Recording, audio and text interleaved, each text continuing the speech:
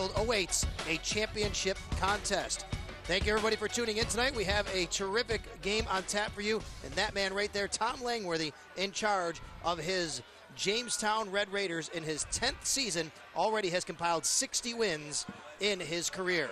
On the other sideline, the home team tonight, and their young head coach, in only his second season, is Eric Rupp. How about that record he's put together already? Just one loss in almost 2 full seasons of completion. And of course, this year still going on, and they hope it continues beyond tonight in Lancaster. The weather is absolutely gorgeous out. 60 degrees here at kickoff time. We have a very light breeze coming out of the southeast, and we expect clear skies the rest of the evening and the rest of the way. Absolutely gorgeous night for football here. Friday Night Lights in West. Chance for Lancaster to possibly win tonight to defend its title next week. And you know, for Jamestown, a chance to win and return to old glory, Sal, because 2 proud traditional schools where football means something to the community, and going to be a great contest. Drew Boggs is the quarterback for Jamestown. He's completed 73 of 150 attempts on the year, close to 1,000 yards. Also has an 8-7 TD to interception ratio. He'll bring his offense out. Start off right in the shotgun. Right next to him is Savon Van Sickle. There's the throw. And it's caught right on the first play of the game. It's about a 3-yard gain before driven back. And that is caught on the perimeter there by number 24 of Jamestown. That is Jeff Seeger. You know, the tailback, I'm sorry. That's okay. Let's take a look at the starters real quick. Tanner, Page, Zelensky, Terzillo, and Myers up front for Jamestown.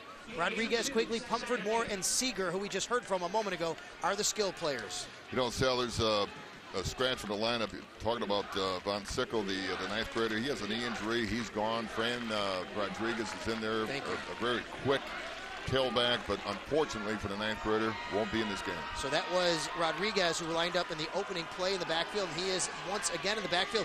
This is a pass. It's going to go to the tight end, who gains really only about a yard on the play. That is Grant Moore. As we take a look at the Lancaster defense lining up at home here tonight, a bunch of seniors up front. The one junior, Dominic Chermonte, is surrounded by Mazer, Rogowski, and Mahalski. Vito and Dreesen, who you'll hear a lot from tonight. Damiani and Klima are the linebacking core, and we've been told this is maybe the best linebacking core throughout Western New York. Backer, Giordano, and Benham on the back end. They really pursue well, so they're really in tune, too, for Game 9. They're really coming into their own, and they're going to really pursue that football, and Jamestown will throw it around. Here's the snap. Looking and touching the face mask, but no call, and then driven. The door for some pressure from Ben Mazer. That's been the modus operandi for Lancaster. So great defense, turn it over, and then turn it over to that wanted offense and try to hit him over the top. So a punt coming up. Goes to midfield, down to the 40-yard line, the 35, and at the 30, where it's going to be picked up and taken and run up to about the 30-yard line before the Lancaster Legends will take over there. Brought down by Quigley. 1st and 10 Legends from their own. Well, Sal, even though Lancaster surrendered some field position, it really didn't bother that defense. So now you look at Ryan Mansell, who comes out with a 1,400-yard performance on the season, 12 touchdowns and 3 interceptions.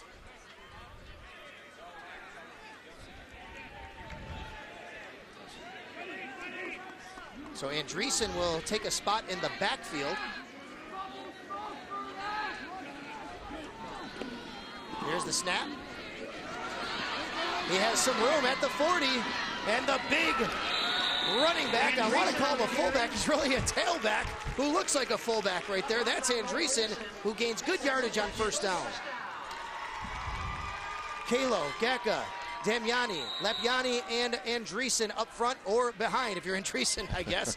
Hersey, Backer, Giordano, Martin, and Mira are the skill position players, as well as this man, Andreessen, who gets another carry and gains about 3. Well, Sal, an offensive tackle running there, had his best 2-yard run, got hit by 3 people, and still had positive yardage. What a great start for the Legends here on the ground. So now Lancaster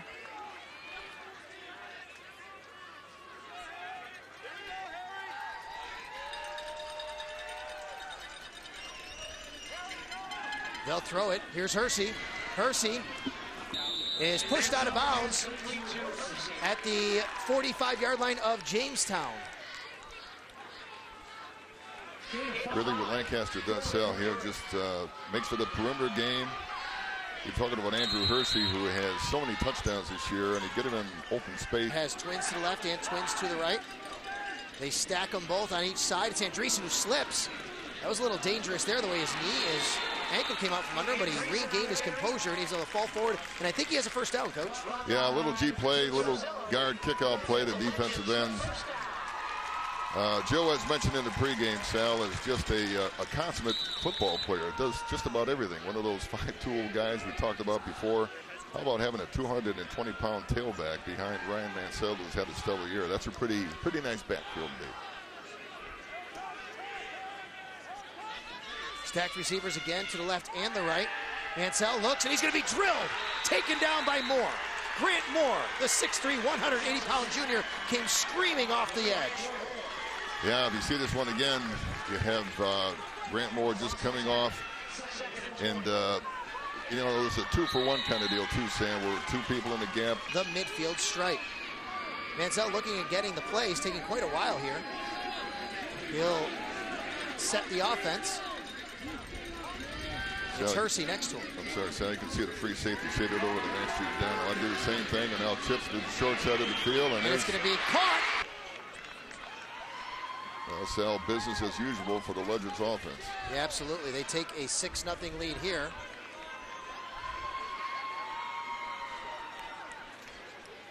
There's the snap. The kick up, and it is good for a 7-0 lead. So, Giordano. All right, take a look at this, Sal. This is a fake, and, you know, behind every great touchdown, there's a wideout blocking for that, you know, for Nick Mira, and, you know, it's just great to see the compliment going on here, too. You know, Kyle Backert, you see 20. He's a do-it-all kid. Kyle Backert is one of the favorite players of this coaching staff. He's just, you know, self-deprecating, wants to give it up, sacrifices for teammates. Right there is evident to get Nick in the end zone. So a 6-play drive, it covers 68 yards. And the Lancaster Legends take a 7-0 lead on a 17-yard TD catch from Mira, from Mansell. You know, those run-pass options too, Sal, it's tough to be in two places at once, especially if you're a secondary guy trying to cover deep passes. You know, you want to help with the run. Right. Andrew Hersey's been a terrific runner all year, and you can't be in two spots at one time.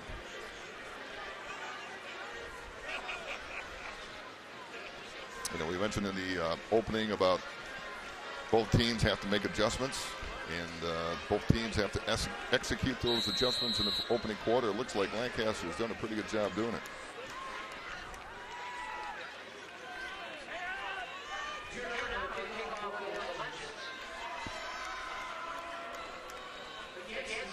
Giordano now will kick it off into the end zone, and it will rest there. So therefore, the Jamestown Raiders will come out and take it out from their 20-yard line, 1st and 10. You know, Sal, we mentioned before about the tailback switch. Savon Von Sickle, a 9th grader who's had a stellar season. Unfortunately, in that Clarence comeback by Jamestown, he was hurt in that football game and won't be playing in this one, and I feel bad for the young man. Had a great season, and I'm sure the team misses him. He'll be back. He's only a 9th grader, but a great replacement. 11th grader Fran Rodriguez will be there towing the rope.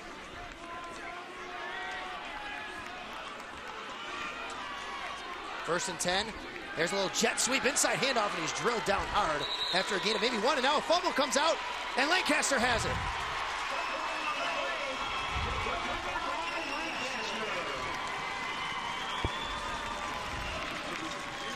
So you can see a heck of a collision between the outside linebacker now and Fran Rodriguez, who was in motion and got the handoff from Drew Boggs. Apparently just fumbled the ball before his knees hit the ground. And Dreesen made the hit, and talk about being in the right spot at the right time, and Rodriguez being at the right spot at the wrong time. Here we go. First down and 10 for Lancaster now. Typical start for Lancaster. Capitalize on turnovers, Sal. Here's a throw, and it is caught on the outside, and this is Giordano, who was upended at about the 11-yard line. The last time we were together, Giordano had a heck of a ball game. He had an offensive touchdown, a defensive touchdown. He even scored on special teams when it was called back. Yeah, he had a couple touchdowns in the first contest with Jamestown, down in Jamestown, Sal. So I think he's well primed for this football game, and probably wants to be in the end zone himself. 567 yards receiving coming into this one for the senior, who will play Division I baseball at Niagara University in the fall.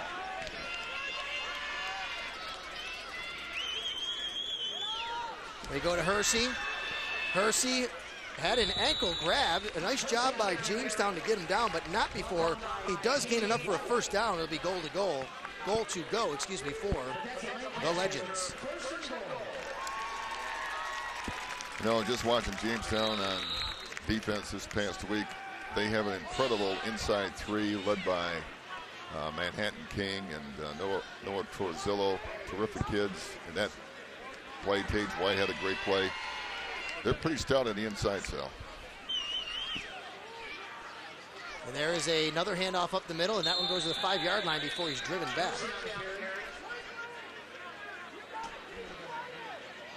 Different backfield sets Lancaster is putting forth here. These are little minor adjustments. I'm sure the coaching staff is prepared for the football game, and right now things are going Lancaster's way, Sal. And you know, credit the players for executing all the plans that the coaching staff have kind of garnered for this football game.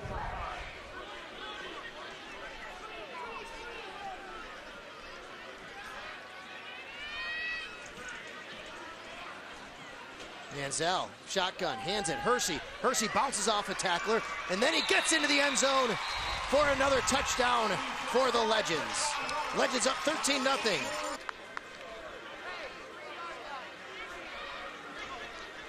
Not the kind of start Coach Langworthy wanted to have his troops have here, but you know, credit the Legends for really hitting on all cylinders in those first two drives, even though the kickoff was out of bounds and surrendering that good field position for the Red Raiders. So a kickoff now coming up from the 5:44 left here, first quarter. It is Giordano with a huge leg. This one doesn't quite get to the end zone, though. And it's fielded by the Raiders. And a big hit again right there. This one laid on the return man. Couldn't tell who was actually returning it there for a moment, but I will tell you that whoever it was throttled down. And that was actually number 22, Andrew Pumphrey. Yeah, Matt Marshman did a pretty good job for a 10th grader, Sal. How about that? A sophomore and a kickoff team doing a pretty good job there. Making the hit, so to speak.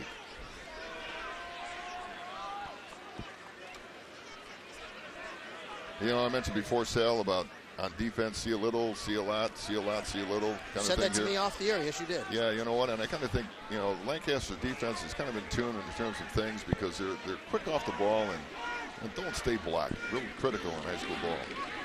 There is a snap, and it is Rodriguez around the end. And does a nice job on first down to maybe move the sticks with a 10-yard gain. 438 yards for this young man. He's averaging 5.5 yards a carry on the year. And as you said, he's playing for the injured Van Sickle, who is their leading rusher. Yeah, very explosive. Seeing Rodriguez play, particularly last week, too, in the game against Clarence. Really quick, decisive. You'll see him make some big plays tonight.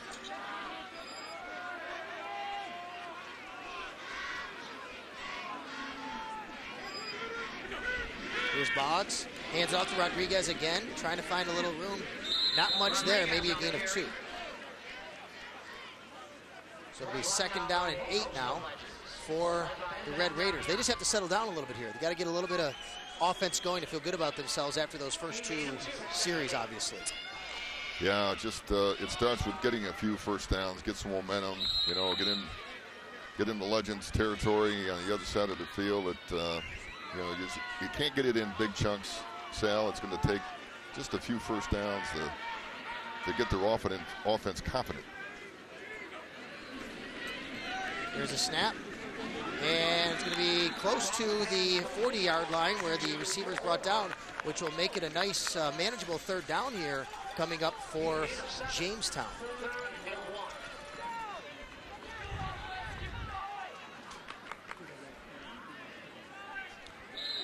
Grant Moore, one of those two-way players for Jamestown, making a catch here and making a sack before, making himself known in the first quarter.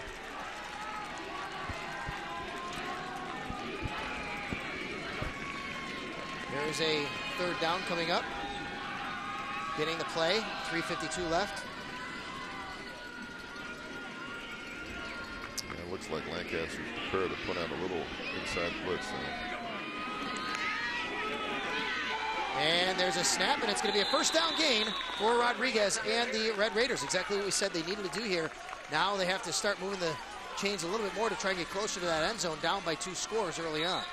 You know, that's a little seeing eye first down. You know, he just made a final cut just before he got and kind of avoided Joe Andreessen's hit and just slither there for the, for the first down. This is what the Red Raiders need, Sal, just to keep the ball moving, occupy the clock certainly, and certainly find the end zone. Snap. There's a throw down the sideline. A man is out there, but it's well covered on the play by Lancaster.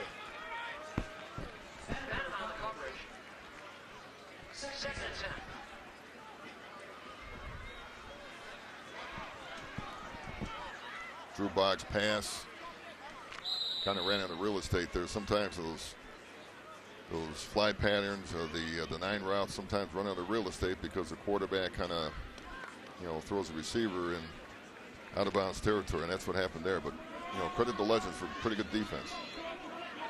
So it is now a 2nd down and 10. And there's a long snap over his head. Gets to the 20. He's going to have to fall on it right at the 15-yard line, and he does right there. And that is a huge mistake for Jamestown.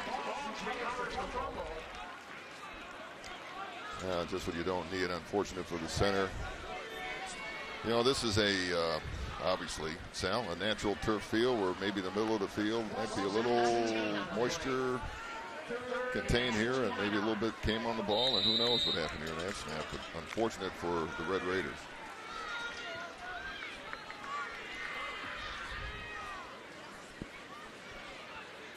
With the advent of that, artificial turf, Sal, I wonder how many times Jamestown really plays on natural turf.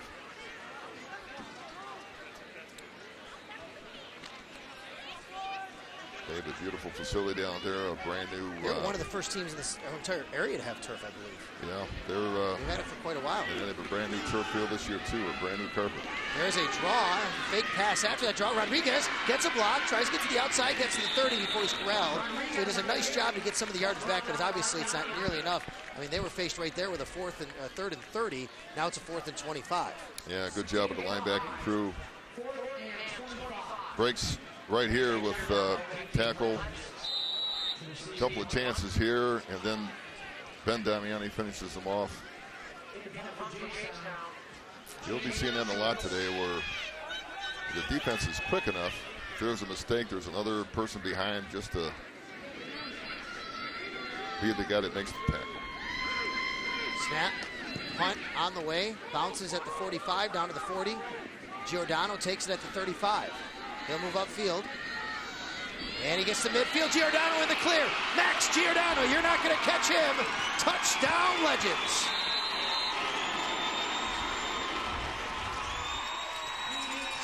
Terrific return, Sal. I don't know whether or not this is meant to be a wall return, but he kind of broke inside the wall. He saw a crease, and you said it, Sal. I mean, when he puts the hammer down, speed is not an issue. He'll take it right into the end zone. Just a terrific,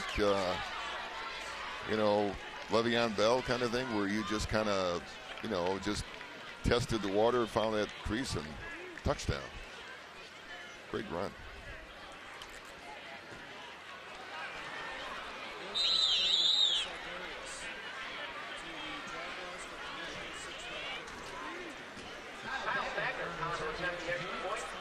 There's Here's the kick. It's up, and Backert knocks it through. So Giordano is one of the kickers, but they go to Backert there after he has to run a long way for a touchdown. Exactly. Both of them are well qualified to knock that ball through the goalpost. But, you know, what a special teams ace Giordano is. Look, that ball's meant to go outside, and then he, you know, with his moves, just breaks it inside and outruns the Jamestown defenders. You know, Sal, this is how the Legends have started a majority of their football games, where they just capitalize on errors and mistakes and field position, put a lot of points on the board. And what are you thinking as another team? The credibility, the confidence level is down.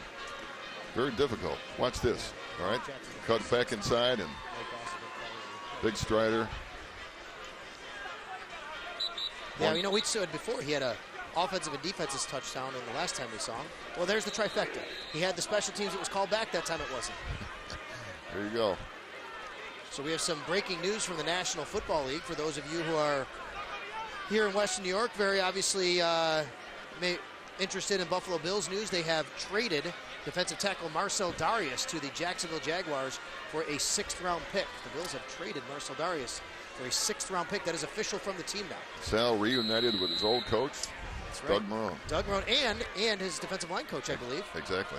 And that is your buddy from, now I can't think of his name now off the top of my head. He was here coaching with the Bills last year.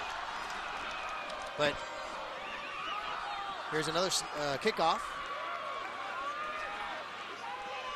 Goes to the 15. Fielded and brought up to the 25-yard line, where he is taken out of bounds there.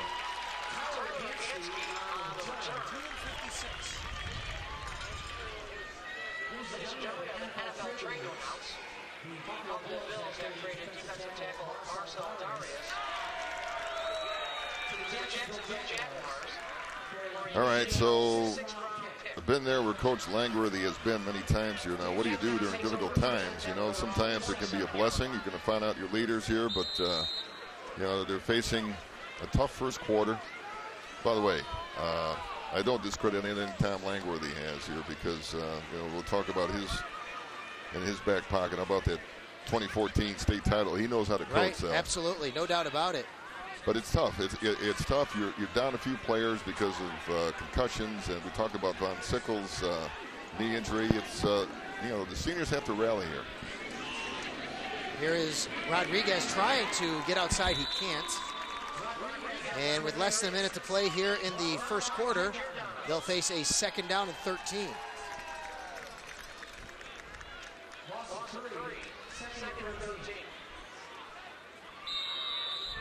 I was mentioning to Dave Mansell about sometimes for Lancaster Cell, things are coming so easy, you know, for them this year, and it's often difficult to acknowledge on the inside because it's like that all the time, you know. But you know what they're doing this year is very, very special. Obviously, from my point of view, and from a lot of people from outside looking in.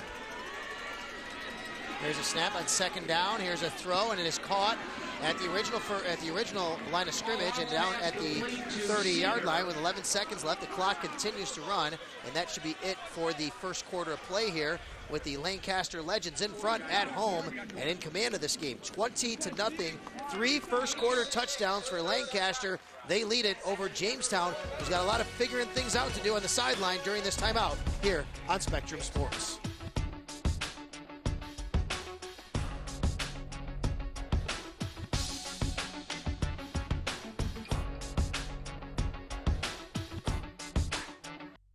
Imagine if you had the power to choose whatever weather you wanted. Sunny and warm? You got it.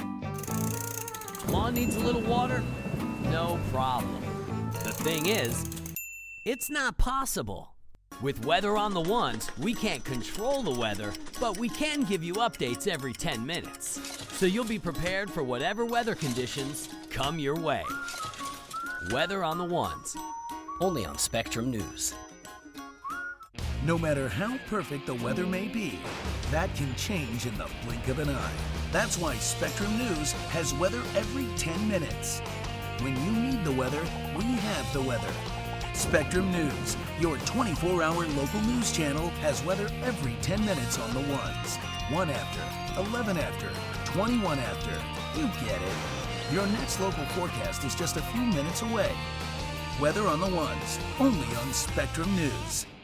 I routinely get emails that say, you're too liberal or you're too conservative. I find that encouraging because it indicates to me that we're somewhere in the middle, which is what we're aiming for. And we have confidence that viewers have the capability of making their own decisions and taking in a whole wide range of information that we're hopefully providing to them, and then subsequently they can determine how they feel and what they want to do about it. And that's our goal, is to inform. Capital Tonight, weekdays at 8 and 11:30 p.m. only on Spectrum News. If you had a magic crystal ball, it would be easy to predict the weather. But magic crystal balls don't exist. Lucky for you, there's Weather on the Ones on Spectrum News. With Weather on the Ones, you get local weather updates every 10 minutes from any device. Mornings, afternoons, or evenings. Your forecast is always right around the corner. That's better than a crystal ball. Weather on the Ones, only on Spectrum News. The rights to this broadcast have been granted by Section 6, representing more than 90 senior high schools who participate annually in Section 6-sponsored athletic competition. Any rebroadcast or republication of the programming without written consent of Section 6 is strictly prohibited. This is a production of Charter Communications. Here is a long throw down the sideline and just off the hands of the outstretched Pumford for an incompletion. Imagine if you had the power to choose whatever weather you wanted. Sunny and warm? You got it. Lawn needs a little water? No problem. The thing is, it's not possible. With Weather on the Ones, we can't control the weather, but we can give you updates every 10 minutes. Up 20-0, 63 total yards to 34 so far. Yeah, you know, points on the scoreboard really what's winning football games here. And not much difference in terms of total yardage, Sal, but you look at the scoreboard and kind of a difficult start. Let's say a difficult start for the Red Raiders here in the first quarter. But Coach can't. There he is in the huddle. I mean, there's nothing he really magically can say to kids here. You just have to remind them that they're just coming off a big victory from Clarence, where they had a dramatic, thrilling overtime victory. In a game prior to this, and he's just tell the kids to be determined and committed to what they're doing, and let the chips fall where they may. This coming Wednesday on Spectrum News, Kevin Carroll and Sabre alum Andrew Peters break down the Sabres plays, players, and analysis on Chevy Silverado Hockey Tonight. You have 2 times to watch Wednesday night, 6:30 p.m. and 10:30 p.m. right here, only on Spectrum News. Want to welcome you back here to Lancaster High School, Foyle Kling Field. I'm Sal Capaccio, along with the coach, Len Jankowitz. We are in the semifinal contest of Class AA here between the Lancaster Legends and the Jamestown Red Raiders. Right now, Lancaster in firm control, 20-0. And the other score of the semifinal, the winner of this game takes on the winner of Williamsville North, who currently leads Niagara Falls 7-0. So that contest, the winner there takes on the winner here next week at New Era Field in Orchard Park. Giordano back again, Coach, sorry. Yeah, no, look for pressure on this. And there's a block. Lancaster is great at blocking kicks. They do it again. They scoop it and almost score. Kicked down to the 4-yard line. They were looking for that scoop and score. They didn't get it. But I got to tell you, before the game, I don't think I've ever seen a high school team working on blocked punts the way I saw the Lancaster Legends actually working on block punts before the game even started. Yeah, Joe Andreessen comes in, puts a hand in it, and man of the hour. Yeah, it's unbelievable, too, in terms of the pride they take in the whole thing, too. Incredible job by Dave Mansell, John Rogalski just picking it up. Really great effort. And look at the field position now, Sal.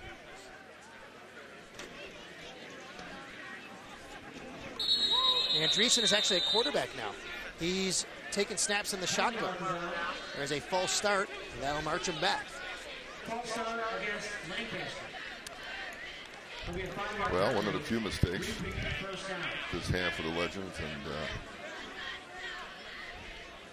been a number of different formational changes too, Sal, that the Legends are implementing here, but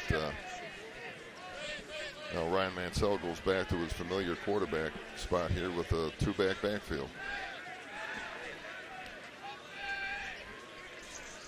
let's see if Andrew Hersey gets the call here, Sal. Hersey stands to the right of Mansell, who goes back to quarterback now. Mansell will hand it to Hersey. Hersey at the 10 to the 9, and dragging a tackler to about the 8-yard line with him. Nice, tough run. Yeah, there's Andrew Pumford. We talked about him pre-game in terms of how valuable he is to the Red Raiders, and Andrew Hersey, the typical body lean he has when he makes contact. He's not a kid that stops with one hit. He's one of those guys that rolls off and makes extra yards after the first contact.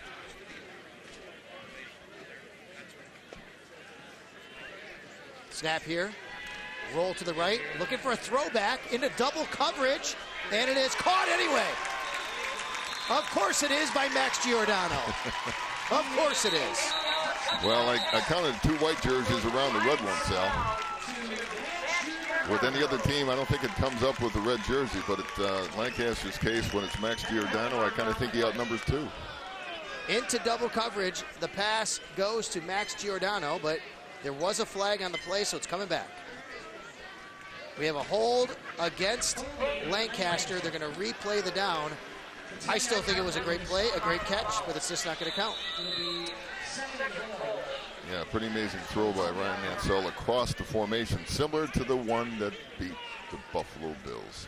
That's right. That's well, Tampa Bay did that to Buffalo on the throwback, and maybe Coach saw that and decided to put it in the repertoire. There you go. It worked. Trips to the left. Mansell throws down the middle, and it is broken up this time, also intended for Giordano on that one. So a nice job defending. They actually had good coverage on the last one, as you said, but Giordano is just such a great athlete. He out-leaped and held on to the ball. This time, nice coverage and a knockdown. Third down coming up. That's textbook right there. Yep, very good. Break the ball out. Safety over the top, and as we say, the defensive back washing windows on the inside here, taking the ball out of that receiver's grasp. I believe that was Pumford who got his hand in. So Mansell now on a third down. You got to believe this might be 4-down territory. They do have a kicker, obviously. They can kick, but from here it would be about a 37-yarder. We'll see what happens on this play. And it's going to be Giordano at the 15. Giordano at the 10. Makes a swim move around a tackler and stiff arms another into the end zone. Max Giordano. Yeah, pretty amazing run there. He wasn't going to be denied. It's just all effort there.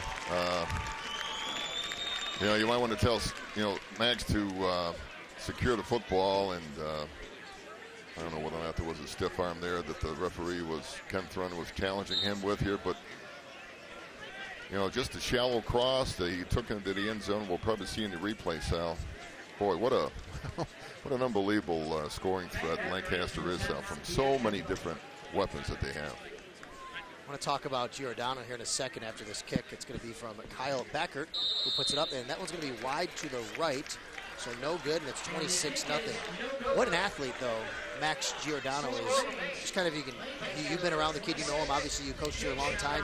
You know all about a lot of these kids and their families.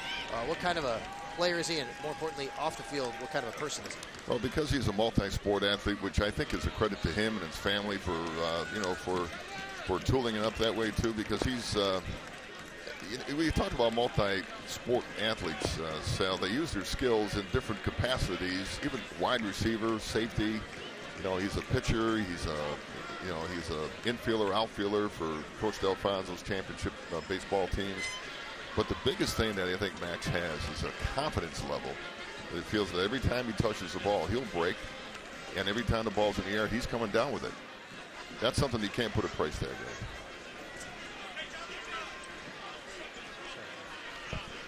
on. 26-0. Lancaster. They'll tee it up with 10:27 left here in the first half. For Jamestown, you just really need to get one drive going. Think about one drive at a time. It's not about getting 28 points or 26 points all back at once. You got to try and get 6 at a time. Jamestown on the return now at the 20, up to the 25-yard line. And headed in right there is the ball carrier Pumford again. All right, Sal, I'm going to give you a little quote here that I've always used with kids in the locker room. All right, you got it? Here we go. Big players come up in big games, or big games have big players here, and I kind of think that's what's going on with Lancaster, is that if you have a big game like this, your big players rise, and that's just what's going on. Let's take a look at these drive starts and the results so far. Just not a good half so far for Jamestown on offense. They've started pretty deep in their own territory, but they just haven't been able to move the ball either. They did have a 7-play drive, but it resulted in a punt after only 5 yards because of a really bad snap that went over the quarterback's head. This one is right to him. Boggs, he throws, has a gain of about 3, but now they're going to say incomplete as the ball popped out. So the ball hit the ground, and that'll be second down.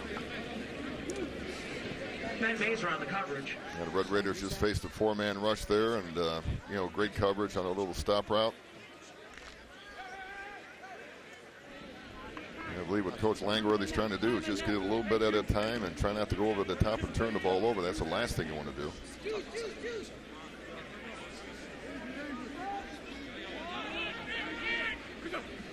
Snap again to Boggs. Here's the toss sweep. This one going to the outside to Rodriguez, and he's hammered. Boy, this Lancaster defense just brings it when they come. That is Andreessen, I believe. And, I mean, it's not just him. He's the guy we talk about. But I've seen plenty of big hits here tonight by this group. Yeah, the linebacking trio are Brett Beto, Joe Andreessen, Ben Damiani is probably the best linebacking core that Lancaster's had in quite a while, because they work off each other. If one blitzes and a run blitz and maybe takes a wrong gap, the other's there. It's just a remarkable kind of coordination that they have back there, because difficult to run at, to say the least. Here's Boggs, 3rd and long, throws. It's going to be caught. Let's see if they can turn upfield here. It's Moore, who is not going to be able to. He gains about a yard before he's knocked out of bounds. The ball comes out after that, and it will bring up a 4th down. Jamestown really just having a tough go of it. I talked with head coach Brian Wilson of Depew last week. We were doing the game him and Cheektowaga, and we were bringing up Lancaster because you and I had them the week before. He told me the best linebacking core he's seen in high school football is this linebacking core from Lancaster. And not even this year. He means pretty much since he's been coaching. Yeah, you know what, and the defensive line does a great job occupying gaps too. Let's not diminish their level of contribution to the whole line of defense here. Coach Mansell, moves a lot of players in there, but they're coached well. Coach Mansell does a great job on defense. He's very detailed, very particular, and how can you discredit his results? When you have the ingredients, I think your soup tastes a lot better, Sal. From your. And Coach Mansell is the father of the quarterback. Yes. Right. Ryan Mansell. And he is the he's right there. He's the defensive coordinator. So the son plays quarterback. He's on defense. He doesn't have to interact with Dad very much. Sometimes it's a lot better, isn't it? No, he really keeps ways away from Ryan, which I think is really tough to do for Dad. But it's probably one of the greatest things you can do is be able to coach your son on the football field. There's Andreessen. He's going to be tackled. A swarm of white jerseys around him. A nice play by that Jamestown Red Raider defense. Talking with the coaches beforehand, both Coach Mansell and Coach Rupp, they both said the same thing. This Jamestown group is big. They're big up front. They're big on offense. They're big on defense. That's the thing that concerned them the most. Now, obviously, you look at the score, it's 26-0, but that is where the advantage comes in for Jamestown, if there is one, over Lancaster, is their size in the trenches. Going through Zillow, talk about Manhattan King, Tage White, Caden Tanner. These are big bodies. There's another big body running with the ball. That is Andreessen. He's still not down. Finally is taken down as for Jamestown coming to clean things up is Keenan Tanner. They're going to say he was down before the ball came out at about the 46-yard line. Here they go. Running pace now, getting up to the line. So Lancaster picked up the pace here on 3rd down, trying to get it before Lancaster can substitute. Now they want to get a play off. Everybody's looking at the wrists. 3rd down. Trips to the right. One receiver to the left. They're going to throw it to Giordano. Has open space. Giordano at the 50. Another stiff arm. Giordano, he's down the sidelines. Max Giordano. Yeah, There's a couple tackles that Max broke in that one, Sal. We'll probably see it in the replay in a little bit here, but he just wanted to be in the end zone more than Jamestown wanted to tackle him. That's all I'm saying about that one. And a simple little flat pass that was close to being a lateral, but he takes it into the end zone. This kid's got to be a Connolly nominee. I mean, he's just all over the field every time we see him play. Having one heck of a football game right now.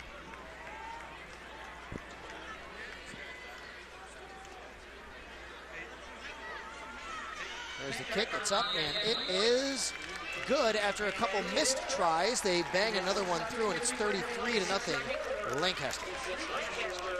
This Lancaster team is good. The first time we saw them, and here's the catch and run, as you said. Yeah. Watch this stiff arm. Yeah, there's one right there, and the young man just didn't take a good angle. Right. Not many people can take an angle at number 14, and he knows it, and he's taking advantage of it right now. So, had a big game down in Jamestown earlier. I said 3 weeks ago. He's having even a bigger game here. Sal, didn't you used to run like that? I mean, it's maybe he copied your speed and moves back. He's a little bigger than I was in high school. Back at the land of Golden Eagles. Here's the difference. Okay. He was stiff arming people. I was running away from them because I never wanted to get tackled. Coach Mason and Coach Curris told you how to play football, Sal, and they told you how to play it tough. They taught me that I was small and fast and just run away from all the bad guys. So that's what I did. Another great football up here. Mark Collins is right next to us. He's one of those former guys who like to stiff arm people. He denies it right now, but he even does it on the lacrosse field, though. So he's not supposed to. He's a humble guy, but he's a pretty good athlete too. Talk about coaching your kids, huh? I know, exactly. There is a kick, and it's going to be fielded by Pumford again. And actually, this one is going to be taken up the sidelines and out of bounds.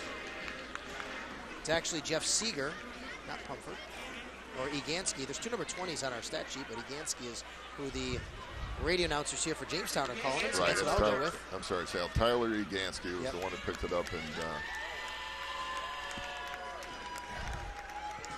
difficult position to be in for the Red Raiders. 5'6", 160-pound junior is Tyler. Southwestern has a 28-7 lead over Wilson in the second quarter. And that is the Class C semifinal. Winner takes on the winner of Cleveland Hill Falconer.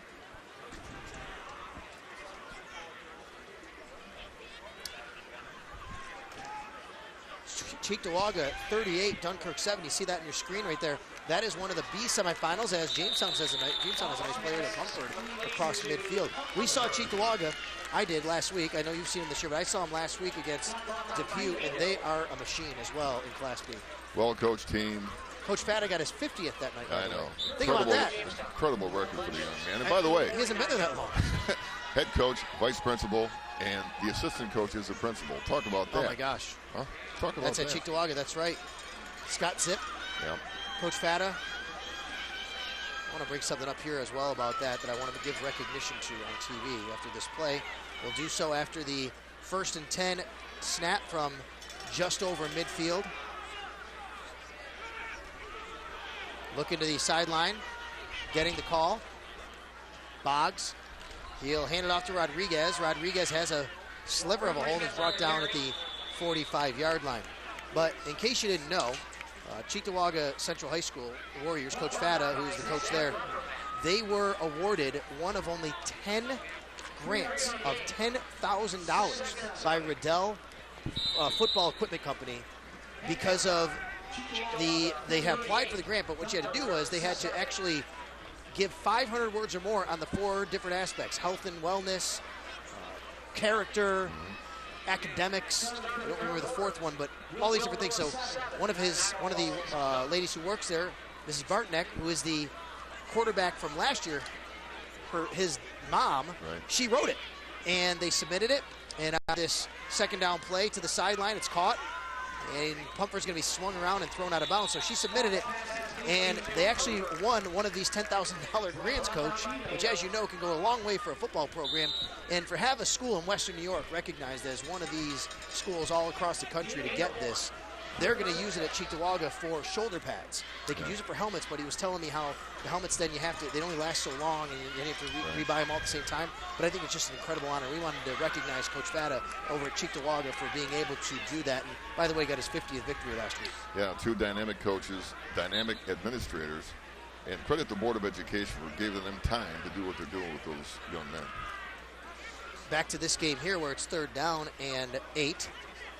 And Rodriguez, he's going to run it up to the 45 where he's knocked backward. So we'll see now if Jamestown elects to go for it here on 4th down or punt it away again, down 33-0. Yeah, nothing to lose here. Kind of won't be surprised they try to go for it. You know, Andrew Pumford has been, you know, the go-to guy. Fran Rodriguez, he's a junior. He'll be back next year. You know, these are little character games here that they just have to just keep plugging along, even though it's kind of an insurmountable lead right now in one half of football to see a 33-0 score in front of you. But, you know, it tests your character, Sal. You know that a lot of these things being going on now on the Jamestown sideline has a lot to do with going on next year, too. Snap, look, throw, and it is incomplete. Boy, I'll tell you. On 4th down right there, that was a big one for Jamestown because Grant Moore had it. The 6'3", 180-pound junior should have had the 1st down. He didn't come up with it. Yeah, you know, credit Drew Boggs for just putting this thing right in the money. Great little release over the top. All you got to do is secure it. You know, maybe he was looking at the oncoming defender, but I'm sure he wished he had that one back again. Now, great field position again for the Legends. Just what Coach Langworthy didn't want to see. So now it's going to be 1st down and 10 from the 46 for Lancaster. Here's Ryan Mansell. Mansell throws, and it is caught. This time it's not Giordano, but it looks like the same play they just scored on, and it looks like they're going to score again, getting into the end zone. Yes, for Lancaster, it's Nick Mira, the junior. Exact same play, exact same block, just a different number on the front end. Number 14 first, number 24 this time. Pretty good breakaway speed there, Sal. Defensive line doing a little stunt, trying to put pressure on Ryan Mansell. The defensive tackle kind of looped around, stuck his hand up, did not knock down the ball, and the ball turned out to be one that he probably should have because now it's in the end zone. And looking at a 40-0 score if this kick is converted.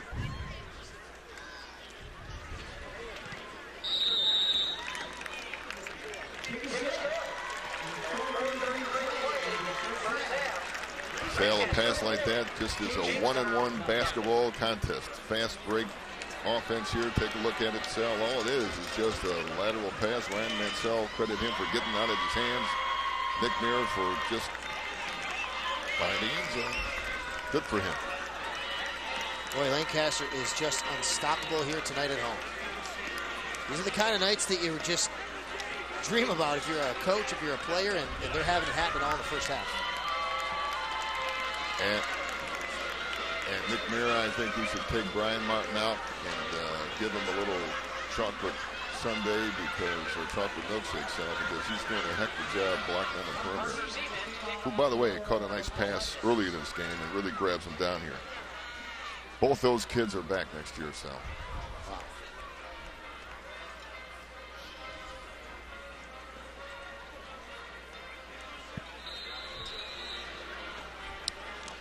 You know, the touchdowns get in the paper, Sal, but the blocks that spring these guys for touchdowns really mean a lot in a locker room when the coach picks out that kid on Monday on film and says, it's because of you that kid scored a touchdown. So, Mr. Martin, you'll be getting your credibility from the coach pretty soon. Trying to reverse field on the return here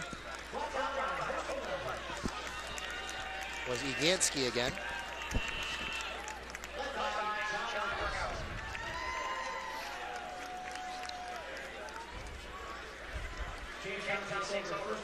Well, Sal, if I was Coach Langworthy, I would like to have Zach Penabianco, Steve Carlson, Nicky Holland from 2014, those players that got him a state championship, but not there now. He's got a different clan of kids. That's what high school football is. It's different people and different teams, but same coaching staff. They're energetic, they're knowledgeable. They coach these young men as best they can. Sometimes performances don't, not similar to what yours are here, but they're great coaches. Tom Langworthy's a coach who can coach my young man. He's just a great young man. Speaking of recent state championships, South Park High School, they won one a few years ago. They're up 14-0 on West Seneca East right now in their semifinal. South Park was the first ever Buffalo City school to not only win at the stadium, because of the integration of the city schools, they came just several years ago, but then they took that all the way and won a state championship. So they got a state championship for Section 6, and now they're back on the road again. And Coach Tim Delaney is doing a fine job with that group, and they are up 14-0 in their ball game. He's doing a great job at South Park and just leading the city teams into these sectionals. And Moore is brought down after about a gain of 1. 3:32 left here.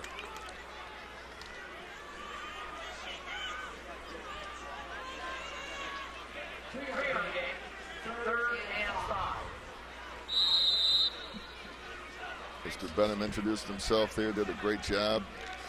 Doing a great job at corner along with Kyle Backer. This secondary, too, we talked about the linebacking core. How about Klima, Benham, Giordano, and Backer? Not too bad for a secondary group, too, Sal.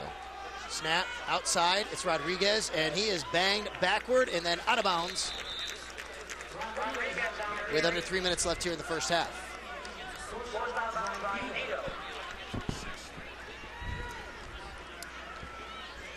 Speaking of coaches with milestones, not only did Coach Fata get his 50th at Cheektowaga, but how about Glenn Graham? 100 victories at Cleveland Hill High School last week. What a remarkable run he's had. Exactly, and good things happen to good people here because he's such a great role model for the entire Cleve Hill staff, players, coaches. He's a coach's coach. He's just, Sal, personally, he's a person that never turns me down for anything I request of him in terms of demonstrations. He always brings his kids out. He's got a heart of gold, and his kids know it. He's a great leader. And I'll say he's never turned me down since I was 14 years old when I first met him, because he was my coach in high school, one of them. Speaking of that, on the Cleve Hill staff, you have Chad Curris. He's a graduate of Lancaster. And on this particular Lancaster staff, you know it firsthand, these are all Lancaster guys. I mean, this is a school here at Lancaster really that takes care of their own. In fact, talking with Coach Mansell on the field we talked about earlier, he teaches at Amherst High School, yet coaches here at Jamestown, at Lancaster, excuse me. Yeah, our head coach, Eric Rupp, doesn't teach here. He, teaches at a charter school in Lackawanna, and, takes the trek here. But all these coaches were fortunate to play on this field and play for the program, and doing a great job with this year's edition of the Legends. There's a throw, and it is taken on the sideline, and man, that job by Martin out there, just dragging tackles. He was just a bull. Having a great night, blocking for perimeter passes that go for touchdowns. Had a couple of great catches here. He's got the hot hand, and he doesn't drop many passes. He already has 6 touchdowns this year, for the Legends. So he's a touchdown threat too. And again, coming back next year. Snap, and Hersey has it at midfield. Hersey hurdling over a defender to the 41-yard line.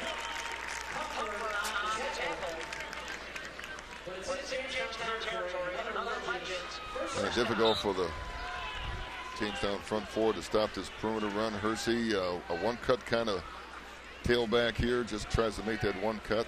Right there, Andrew Pumford got an ankle on him here and brought him down. But here's a snap, a throw. It's going to be caught outside. Nice catch. Just go up and get it. And this is Mead again, who gets down to the 15, to the 10, the 5, and then gets to the pylon, and they're going to say, no, he stepped out of bounds first. But there is a penalty marker back.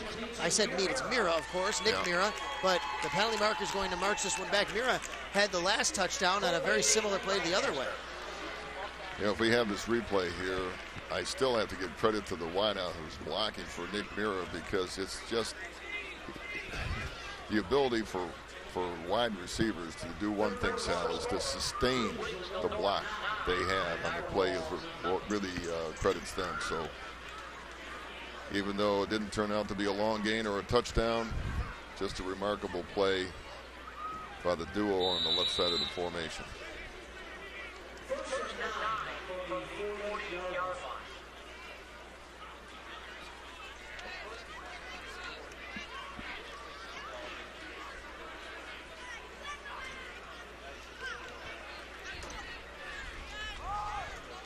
Hershey on first down after the penalty brought the touchdown back. You think about what Lancaster's done here tonight, on top of already scoring 40. They've had 2 touchdowns called back.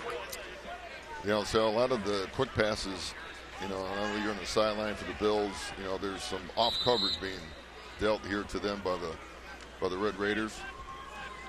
How about that score, Sal? North over Niagara Falls, 9-0. North's had a really good year. I've had them a couple of times here at Spectrum, and I really like how solid they play on both sides of the ball. There's a throw, and it is going to be intercepted. Really nice play by Mumford to step in front of it. Now they're going to say he dropped it. Oh, boy, Mumford had that right in his mitts, and he dropped it as he went to the ground. Excellent play, though, by that young man who came up from his safety spot, number 22, Andrew Mumford. No matter what the score is, Sal, Andrew Mumford. Pumford, excuse me. Mumford, right. He's not going to quit in his football team. He's a leader, as we mentioned before. Great in the classroom, great on the football field, great on the practice field. He's a leader for the Red Raiders all year, including tonight.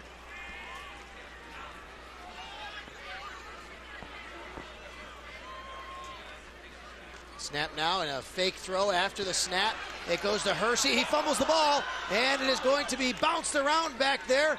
And let's see who picks it up. I think Lancaster may have recovered it. They did. They get a fortunate break on their own fumble by Hershey. Well, we credit an offensive lineman for following the play. You know, we always tell offensive linemen to follow that play. You never know what might happen, because good things do when you do follow.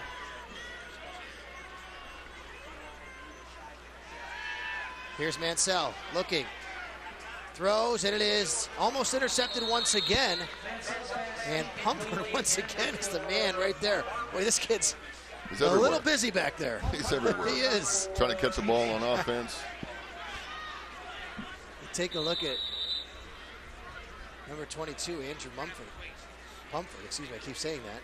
My apologies to him and his family there. He is a 5'10", 160-pound senior, and every bit of that 5'10", 160 he is laying on the line tonight. Competitive young man, Sal. Mansell, Hershey next to him, 2nd and 10. He will throw it, it is knocked down. Nice play there by big number 82 who jumped in front of that one. That is Grant Moore. Yeah, the outside linebacker, Grant Moore, just took a great angle to the quarterback, as coaches say, and you know, as a long, lean young man gets his arm up here and really clouds the vision for the quarterback. And I'm not saying Ryan Mansell is, you know, 6'4", but he's so cerebral and makes every throw count. Got that one knocked down by a good effort by Grant Moore.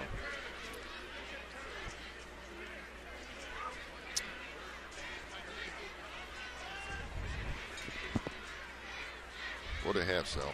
Mansell again, looking, throws a screen. Excellent play call here. This is Hershey. Hershey weaving his way through defenders, and he gets to the goal line. Let's see if they give it to him. They do. Touchdown.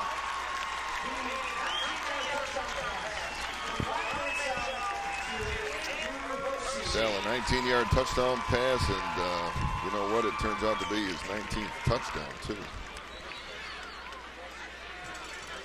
Pretty amazing.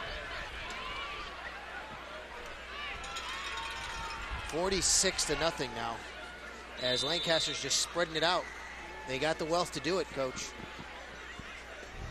Yeah, it's quite a display of offensive prowess, and also pretty stifling defense too, Sal. It's also going to be the last not the last play, but it's going to be close to the last play of the half because there's only 10 seconds left after the extra point is tacked on to make it 47 for the home team, Lancaster Legends, and nothing for the visiting Jamestown Red Raiders. Well, obviously Jamestown didn't drive almost a couple hours up here for this here tonight, but still a team that has athletes on it. They're going to be, they're a good program. They've had a good season, and it's not over yet. Obviously, there's a full half to play, but Coach Langworthy, nothing that, his kids, I think, have anything to hang their head about. They are running into one of the best teams in New York State. In fact, the number 2 team ranked in the state of New York, Lancaster. You know how quick things can turn around for Jamestown? I saw Clarence last night in the Chuck Funky Memorial Bowl game beat Orchard Park 20-10. And yet this Jamestown team took Clarence to overtime and beat them on their home field in Clarence last week. So, it's a tale of 2 weeks here, And, credit Jamestown for taking that trip to Clarence last week and beating them in overtime. Yep. Here. Different story against Lancaster, a lot of weapons and, great defensive talent like we talked about before. Just a different week here. But you mentioned this before, Sal. We talked about this prior to 2 great traditional football programs will be cycling back year after year. There is a kickoff, and it's Pumford. And that was 3 seconds left. 3 seconds left in the first half. Both teams go ahead at halftime on our 50-50 line.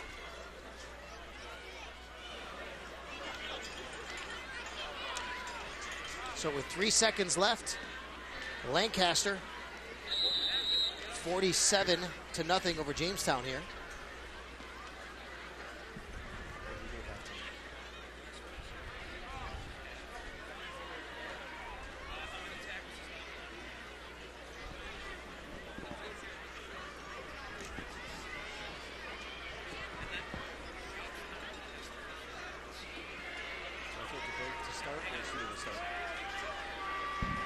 There is a long throw to end the half, and it is intercepted and tackled right there. With a 47-0 lead, the Lancaster Legends will go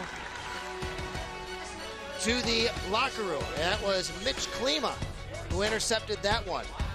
47-0. We're going to have studio highlights and commentary coming your way here on Spectrum Sports. In the meantime, we're going to step aside after this for this timeout. It is 47-0 Lancaster in front of Jamestown here at the Class AA semifinal at Lancaster High School. Keep it with us here at Spectrum Sports.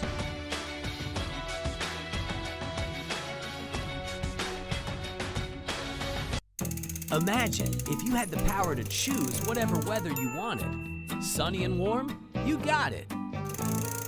Lawn needs a little water? No problem. The thing is, it's not possible. With Weather on the Ones, we can't control the weather, but we can give you updates every 10 minutes. So you'll be prepared for whatever weather conditions come your way. Weather on the Ones. Only on Spectrum News.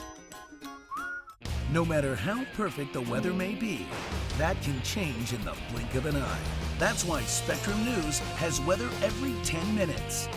When you need the weather, we have the weather. Spectrum News, your 24-hour local news channel, has weather every 10 minutes on the ones. 1 after, 11 after, 21 after. You get it. Your next local forecast is just a few minutes away. Weather on the ones, only on Spectrum News.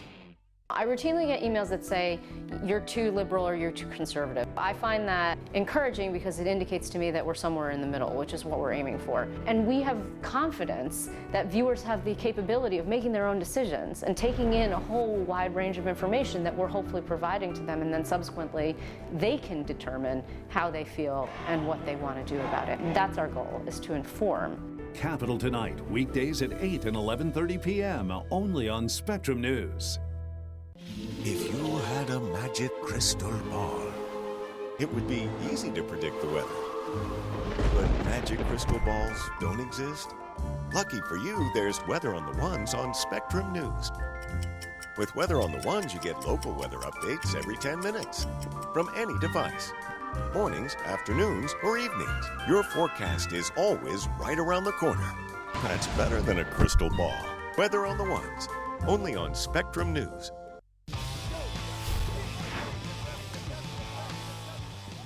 All right, welcome to Friday Night Matchup Halftime Show presented by Monroe Muffler and Brake. Lancaster in firm control of our game tonight, but the big story coming out just before that game kicked off, a surprise trade with the Bills parting ways with Marcel Darius.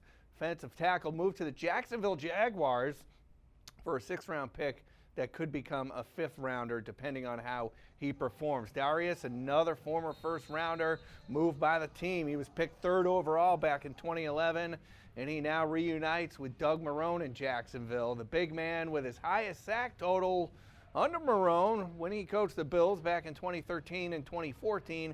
He had 17.5 sacks those 2 seasons, and since then he's had a total of 6.5 sacks. We'll get back to the game in just a bit, but that's the big sports news. Now we send it over to Alex Haight for the rest. All right, thanks, Kevin. Yeah. Here's our top stories tonight. We now know more information on a crash that killed 1 person in South Wales. East Aurora police say that crash happened around 6:30 this morning on Route 400. That's right where Route 16 turns into a highway.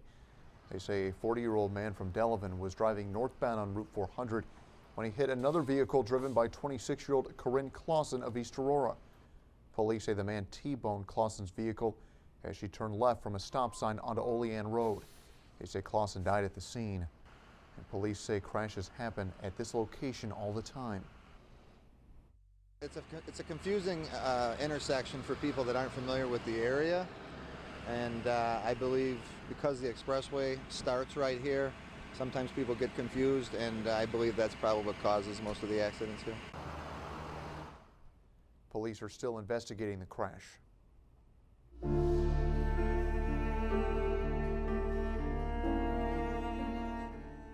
Many organizations across Western New York have been raising money for Buffalo police officer Craig Lehner's family. But you might want to be careful about who you're donating that money to.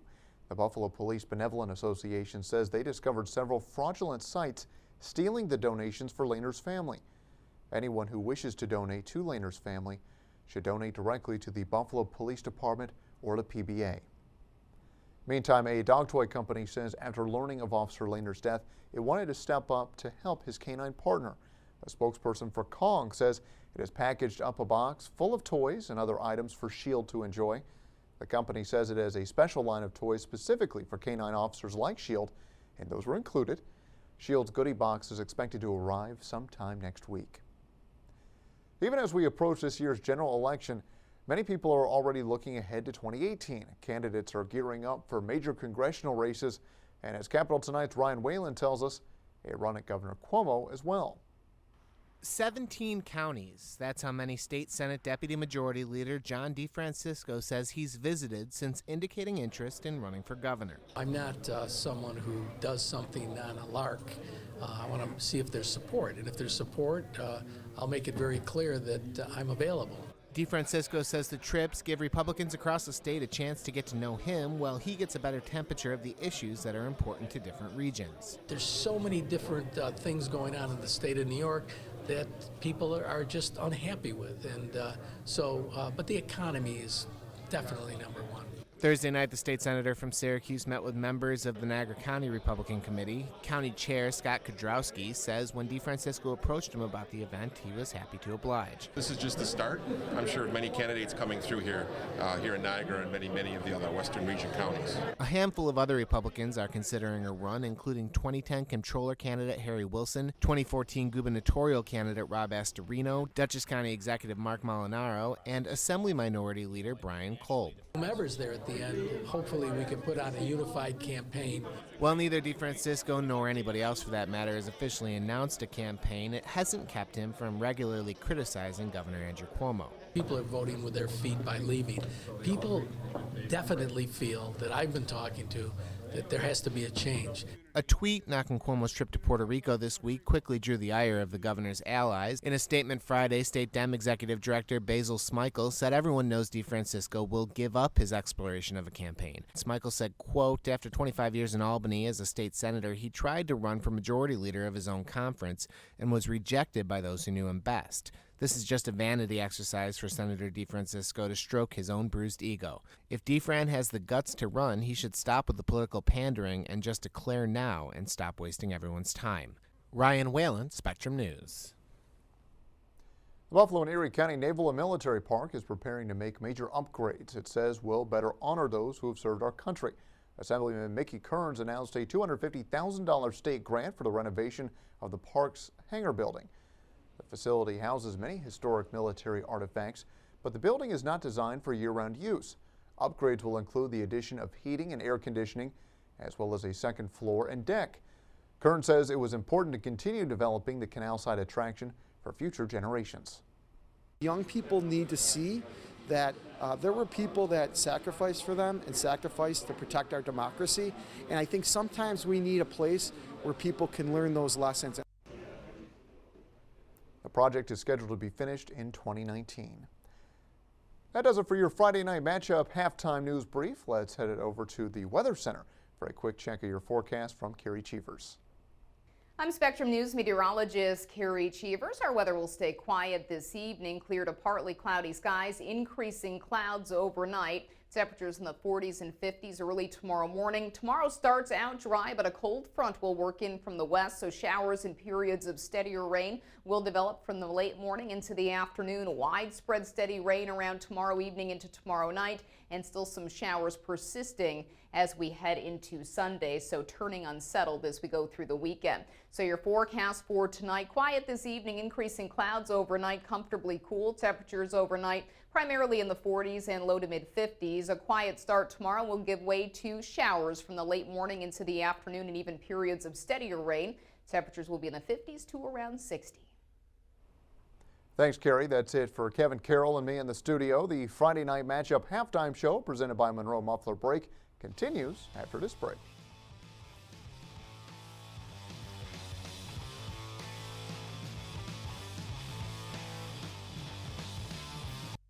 Imagine if you had the power to choose whatever weather you wanted. Sunny and warm? You got it.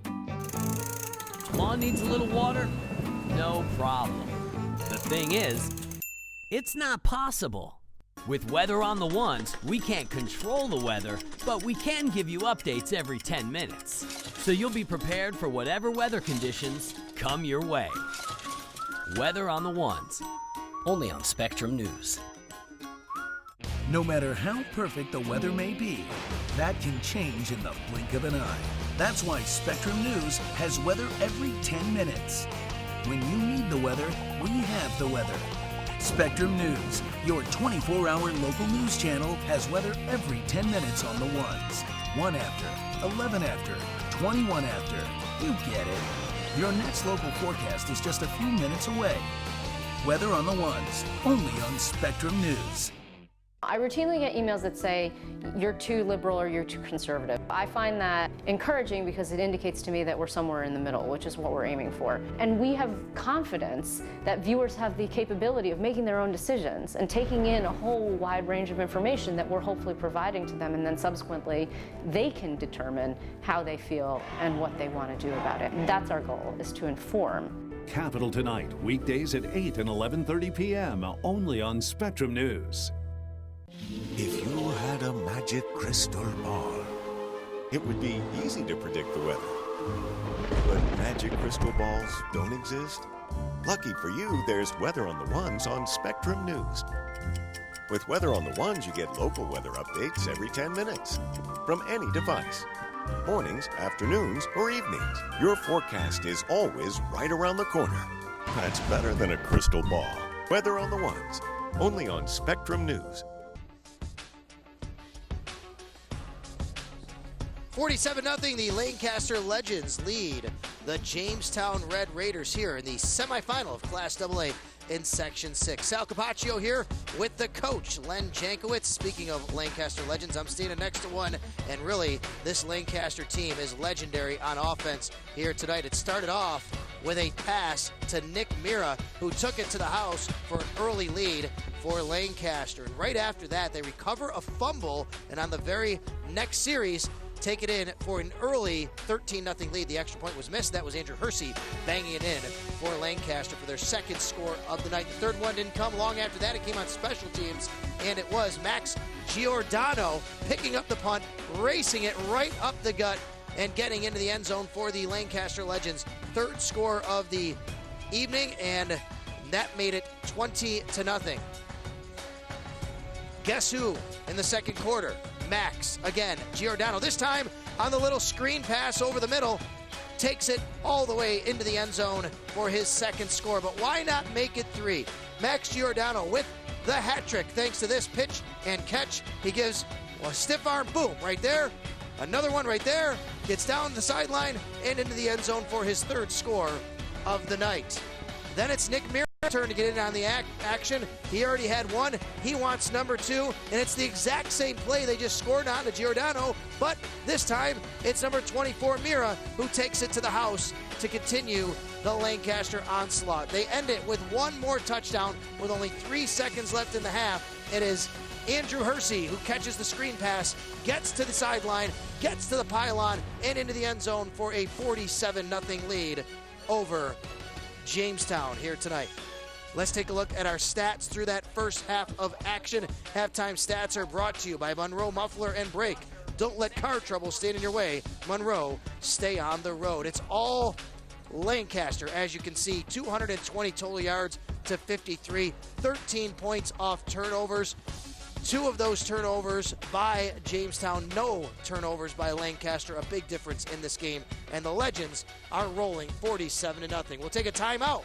We'll come back here to Foyle Kling Field, and we'll have the second half of action of the Class AA semifinal of Section 6.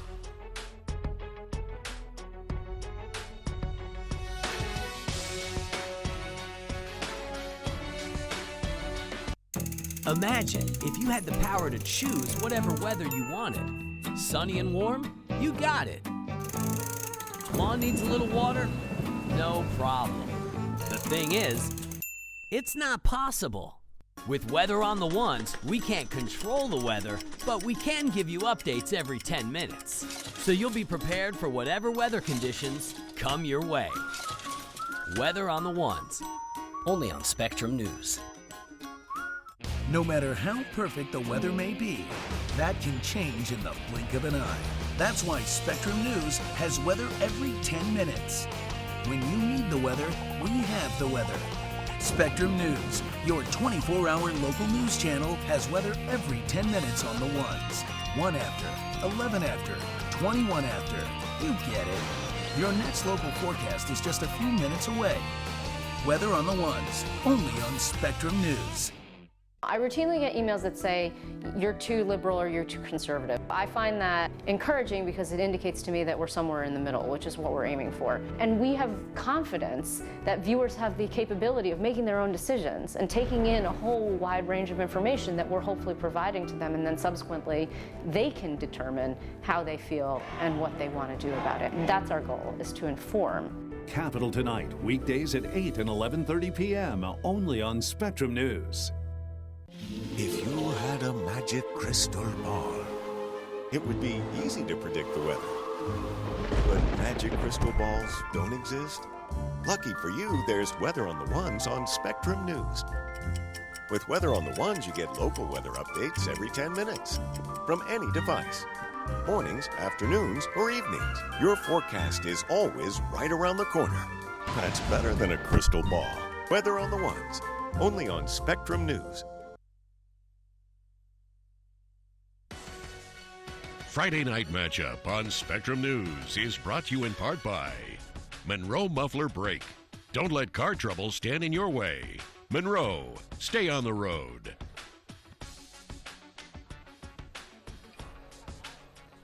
$47-0 Lancaster on top of Jamestown here at Lancaster in front of the home crowd. The Legends with a huge lead, and they're going to be looking to wrap this thing up here in the second half and get to New Era Field next week to play for a class championship. And if they do that, they will face the winner of Williamsville North and Niagara Falls. And right now it's all North, 24-0 over Niagara Falls. So they are on their way as well in the third quarter to getting to New Era Field next week. So is South Park High School, former state champion. They're beating West Seneca East 28-0. West Seneca West, behind Matt Murray, has a 21-7 lead over Iroquois. And Cheektowaga all over Dunkirk, 45-15. Let's take a look at the Class C scoreboard. Southwestern with a 27-7 lead over Wilson. J.U. Culcrick getting the Trojans back to New Era Field, it looks like, next week. And Maple in Class D has a 20-0 lead over Kleiman Sherman Panama.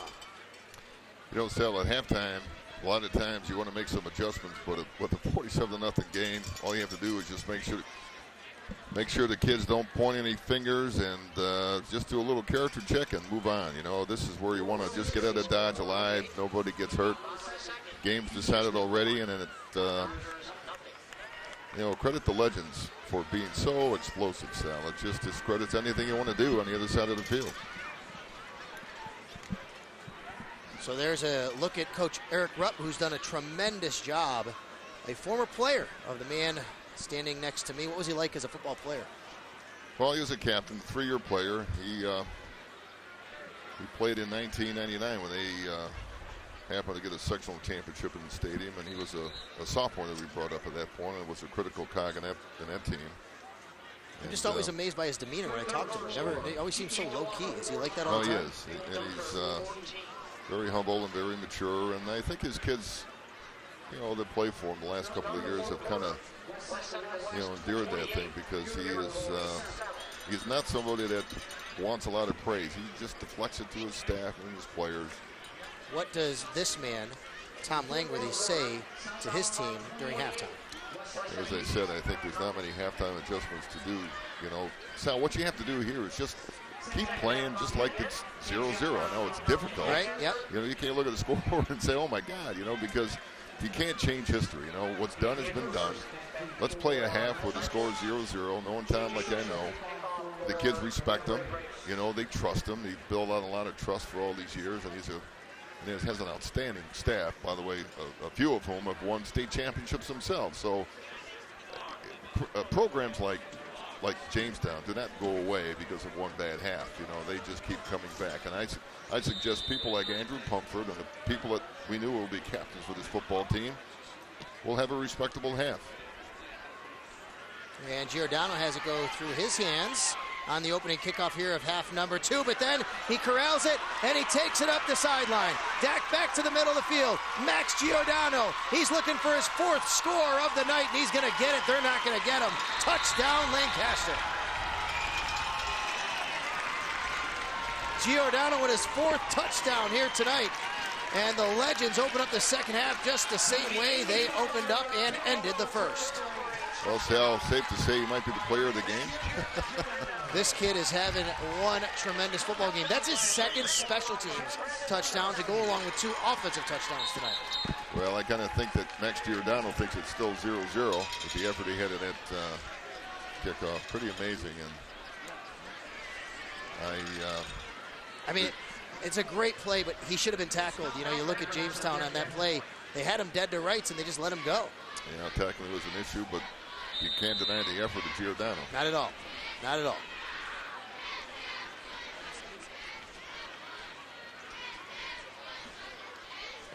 And Backer will knock it up and through. 54-0 Lancaster here tonight. Just watch this, Sal. It's just, it's kind of like an uncle in the backyard, and all the nephews are trying to tackle the uncle. Then he picked up a great block, by the way, along the way. Yeah. Once he got into the open field. Part of the coverage breakdown, Sal, sometimes is the dribble kick, because it just times up differently for people coming in lanes. And now your lane coverage is broken, and boy, it doesn't take much for him to put the hammer down his young secondary, and not secondary, but in the Jamestown end zone before you know it. And it's 6 points for the Legends. I don't know I guess we can get Mark Collins to tell us, adding up his receiving plus punting plus kick return yardage tonight, what it is for Max Giordano, his all-purpose yardage, what it will be.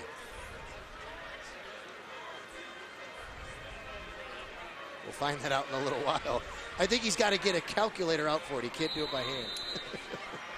Well, Sal, I can almost guarantee, too, that Eric Rupp, Dave Mansell, Brian Wild will probably be freely substituted now, and so we'll have a... Right. You know, we got to apologize to people in advance. Sometimes there may be some miscues here with name calling here, but... There's a nice return here by Jamestown, and that's what you like to see for a response. Yep. And that is Pumford. We talked about him several times tonight. Every ounce of that 160-pound body has been laid on the line by that young man tonight, despite the score.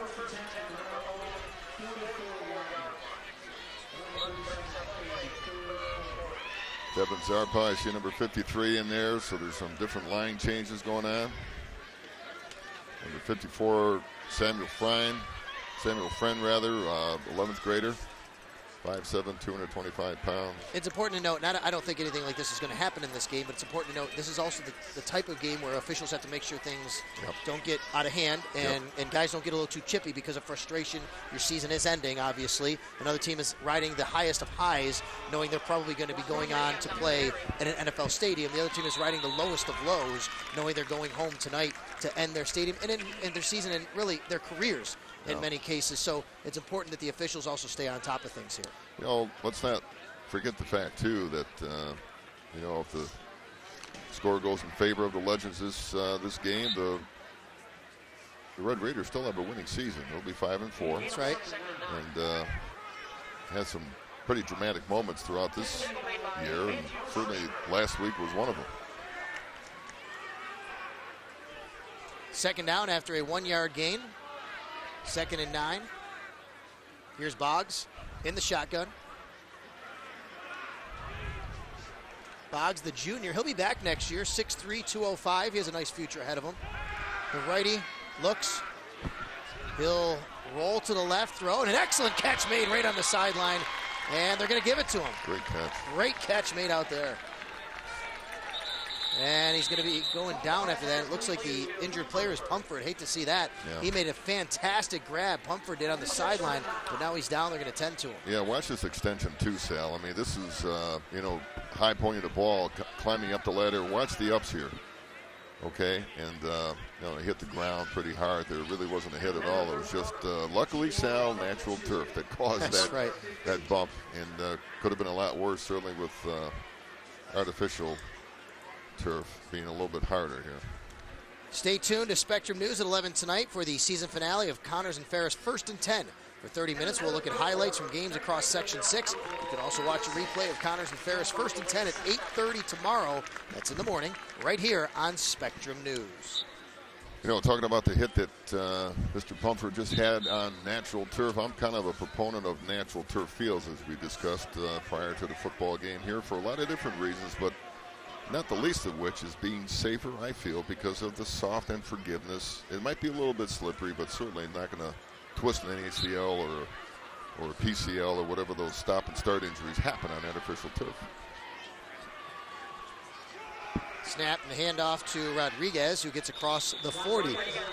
You and I were talking a couple weeks ago. There's so many of these schools that have turf now that there's going to come a day soon where someone's going to say, boy, that's so awesome to have grass. When it used to be, wow, look at that school with turf. It's going to be the other way around soon. Yeah, they're going to say, what's going on in that? Oh, there's lawnmowers on that turf. You know, they can actually cut it. Yeah, well, that's natural turf. And there's nothing like it, Sal. I kind of still feel that if it's done right and drained right, and our groundskeepers here do a great job of the field, there's nothing like it. Rodriguez around the right has a lead blocker out there, takes advantage of him, gets to the 20, has a nice move against Mira, and he is down inside the 5-yard line. Excellent run right there. Mira had to turn around and tackle him, but not before Rodriguez got down to the 5-yard line. That's where it'll be 1st and goal. Yeah, good hustle by Samuel Friend, I should say, and you know, good hustle by Rodriguez, just turning it into a big gain. There's a no quitting that kid. You know, he's turning on the Jets like we knew he had them. And he'll go to Rodriguez again, and he walks into the end zone for a touchdown. Good for him. So Jamestown's on the board. Good to see the fight in the Red Raiders here. Still down 54-0. They get into the end zone to make it 54-6 here, and the two-point conversion attempt is upcoming.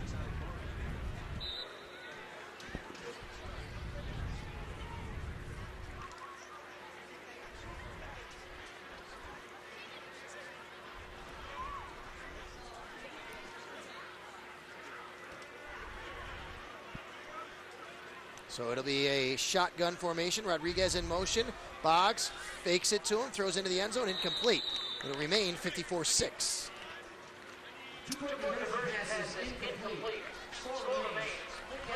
Well, happy to see that for Jamestown to convert in that series of downs. Fran Rodriguez's run here. Take a look at this. It's nice to see open territory to the end zone for him. Brandon Weingart a little late on the tackle, but nevertheless around the football. But Freddie Rodriguez for a good run.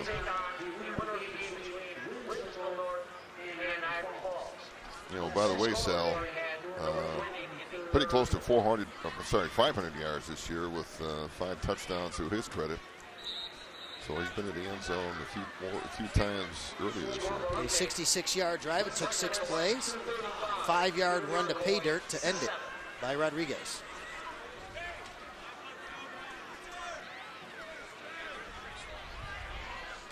The difficulty that Lancaster will have, I can almost tell you, Sal, during his football game will be to make sure that you have 11, not 12. You'll have sometimes 10. You know, you don't want to have 12 because that's a penalty. Sometimes you will have 10 because there might be a person that doesn't know he's being substituted for. That happens in games like that. Right. No matter how you try, you can't practice for this. There's the kick. And running out of bounds for Lancaster. And the Legends is number 16 there. Sal, Krishan Horton, a young man that just picked up that football as a young roster addition. Came out in the middle of the season here. He's going to have a pretty good future for the Legends here. Look at those list of TDs. Unbelievable. TD, TD, TD, TD, TD, TD. Those are the first half drives. Second half, this is their first drive because they've already scored a touchdown on the opening kickoff. So every single time the Lancaster Legends have touched the ball, they've scored a touchdown. It's too bad head coaches can't pocket these touchdowns for later in the season and say, hey, I got a touchdown in Jamestown. Can they put it out there now? That's right. There's a give right up the middle. Now we're starting to see substitutions already, as you predicted. And it is number 7 into the game. That is Brandon Wingard. On the season, 286 yards. But, I mean, they just keep bringing him in. How about this? They bring in Wingard, who doesn't get much playing time, but yet he averages 6 yards a carry when he's in there. Yeah, and had some pretty great, well, I should say not great, but just awesome appearances early this year where he really looked like a great running back.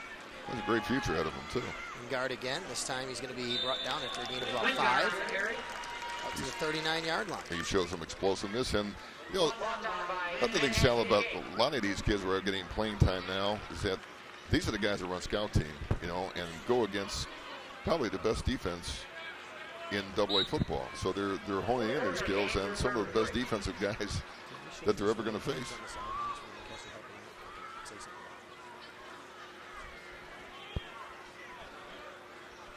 Here's a snap. And a busted play here. And trying to get out of bounds. Fulcinetti is banged out the sidelines, but Fulcinetti into the game now for Lancaster. Gianluca Fulcinetti, Sal, I kind of thought you might like that name, being Italian as it is, and he's the backup quarterback that has got some playing time, fourth quarter duty, and has been doing a pretty notable job late in games, and doing a great job certainly in scout team throughout the week for the Legends. Fulcinetti off the field now as they're going to punt the ball away. This is the first punt of the evening for Lancaster. It is a punt from Sokolowski. Tyler punts it to Pumford. It's nice to see Pumford back in the game, by the way. He was hurt just a little while ago, and now he's down the sideline untouched. Pumford at the 20, the 10, 5, dives in. He's going to be out of bounds at the 1 yard line, I believe they're going to mark him. Oh, John Drobitz is looking at his heel mark. You would like to see him get in the end zone there with that Drew effort. Pumford.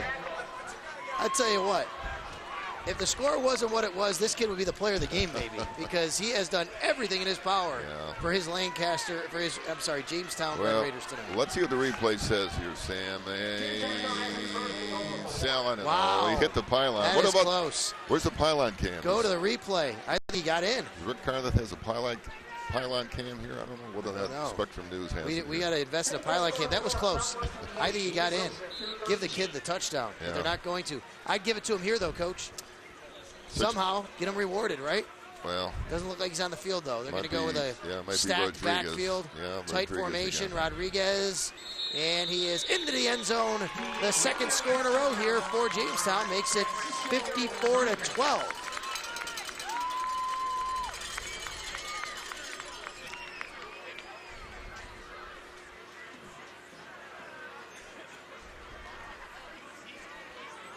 We're going to go for 2 here.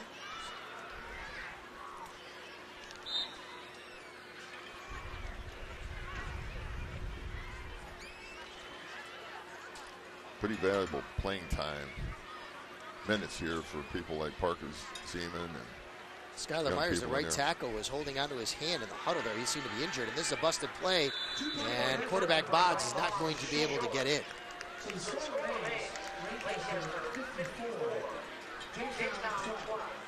54-12, 5:19 left, third quarter here at Lancaster High School.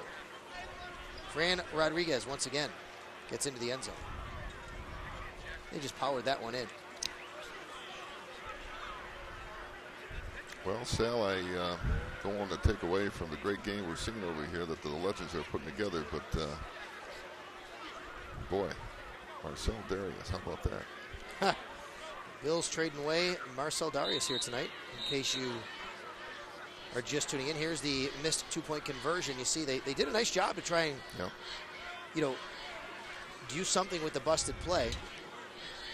But the snap was fumbled, and everything was kind of helter-skelter after that. One play went a couple of yards after the big, long punt return by Andrew Pumford. And right now, I think they're telling him, come on, he got in. He got in, right? Here's Ryan Calkins. He's got a state ring in his pocket, too, playing for Coach Hucknall. A lot of tradition on that sideline. They're going to be back. Should be the kickoff for Jamestown. Jamestown will kick it off. It's going to bounce, fall forward. Grabbed by Fulcinetti, who was drilled. I'm sorry, it wasn't Fulcinetti. That was number 16. I'm sorry, Krishawn Horton. And the man who drilled him down there. Jaden Schultz came down in a hurry. Oh, my goodness. Kicker. That was the kicker who did it. Wow. Coach put me in at linebacker. Yeah, watch this. This is the kicker with this hit. Bam. Bam. Yep. No doubt there. So 13 is Fulcinetti. He's on the field now. That was Horton on the return. And expect a lot of handoffs here still. Yeah, look for Brandon Weingard to get the football here. So Weingard at the 20, out to the 25 to the 30 before he's brought down right about the 29-yard line, and a penalty's going to come in. That's a good call. That's a good call. You can't do that. That was Noah Terzillo. Who, remember what I said a little while ago? Some frustrations might start coming out. Good job by the officials to make sure that that doesn't go unpunished here in this situation, because otherwise things can get really out of hand. Yeah, Noah Terzillo has been a stalwart defensive player for Jamestown all year. A little bit of frustration there. Kind of an emphatic throwdown. And that's what you can't have in a game like this. You're correct. Let's take a look at it one more time. Right there. Whistle probably blew, and now down, just throws him down, and it isn't WWF here.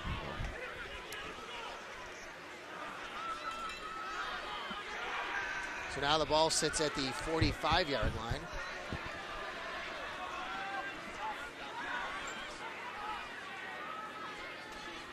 Legends. Trying to burn clock, Sal, as sportsmanlike as they try to be, and run the football. Over the 45 to the 46. You know what I like to see over on the Jamestown sideline? Kids are still clapping for their teammates. They're engaged. They're up on their feet. They're not sulking. They're not sitting back. I love to see that right now, despite the score of this game. Speaking of scores, 31-8. North has a lead over Niagara Falls. Looks like they're on their way to New Era Field next week, and that means it would be North against Lancaster for the championship. South Park, 36. West Seneca East, nothing. They are in the Class A semifinal and look to be in the final. Volsonetti in the shotgun now. 2nd down and 9 from the 46. Pumford comes up showing blitz. There's a handoff across the 45 to 47-yard line for Wingard. You know, talk about Coach Langworthy, too, Jamestown Red Raiders. You know, discipline isn't just a sometimes thing with him. It's an everyday thing. They do exactly what's asked of them, and it's because of him. The effort's there. And the biggest thing I mentioned before that Coach Langworthy has with his team is trust. He's always built his team on trust, Sal, and it's evident here. You know, there's no, like you said, shenanigans on their sideline. You know, there's no unsportsmanlike actions on them. You know, it's a credit to a class program on both sides. And let's hope it stays that way.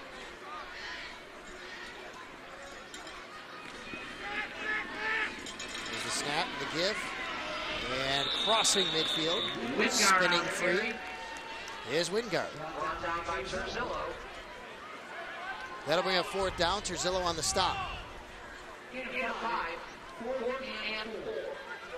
Mentioned Tyler Sokolowski, the punter. He's had a tremendous year at punting the football. I don't know whether or not they'll do it here. Looks like they might just run the football and not punt it away. Yeah, I guess they will. One thing for sure, this is like the 4-minute offense in the 3rd quarter, just trying to burn a lot of clock.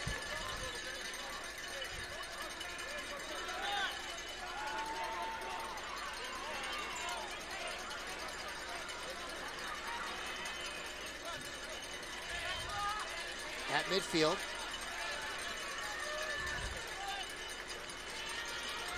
There's a throw, and it is incomplete off the hands of the intended target out there. That is number 11, Tyler Sokolowski. Sokolowski a little upset at himself. Pretty good hands catching the football on the punt snap. Yeah. Wish he would have had that one on a little slant pattern there.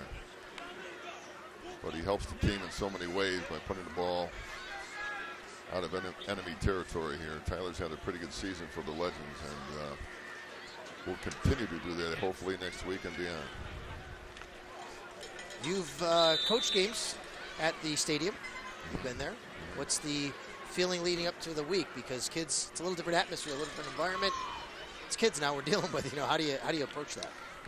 Well, for Lancaster, they were there last year, so it's not a new experience for them. You know, it's huge because you're not just wide-eyed because you're in front of your fans in a different environment. So for them, I think it should be business as usual. They'll be playing a Williamsville North team that I believe also was there just a couple years ago. They have experience as well. Coach Mamalidi did a great job this year. He has a lot of young kids that have, you know, I don't know whether or not they exceeded expectations here, but done a great job this year with their division.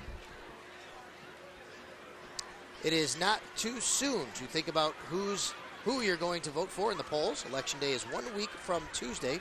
And on November 7th, watch Spectrum News for complete decision 2017 results in all of the contested races in Western New York. That is November 7th. Spectrum News, complete decision 2017 results in all the contested races in Western New York. Make sure you tune in for that. Got my new voter card in the mail recently. Always makes me feel good when I get that. I was just going to ask yourself, who has any political aspirations? No, I don't. You know, it's funny. I think, you know, when I come to do games with you, I consider you the mayor of this area. 52-15, Cheektowaga is now in the final at New Era Field. I consider you the mayor. When I go out around town, sometimes my wife jokes that I'm the mayor because of people saying hi. And there's a nice run by Rodriguez, really nice run. He's about 15 on the play out to the 35-yard line. But the real mayor, politics, I don't think I have the stomach for that or really want to reveal most of my background for that, to be quite honest with you. Yeah, my wife would say I'm like the mayor that overtaxed people. So. Oh, that's right. We do have a score to pass along. In baseball, it is the Astros leading the Dodgers 4-0 already at the end of 2 innings. Wow. That is game number 3 of the World Series tonight. Chances are Mr. Altuve probably got a hand in that one. Probably. He is some player. There is a little, how about this little read option right up the gut there. And then Boggs dropped the ball, but they're going to say he was down.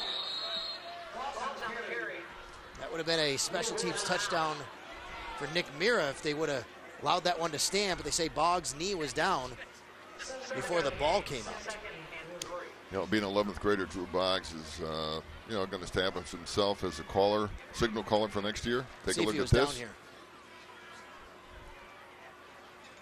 Yeah, he got caught from behind. Pretty good play by Devin Zarpa there, just pursuing from the backside and catching the play from behind. They'll run the same thing the other way, but this time Boggs has to fall forward, and he loses a yard, maybe 2.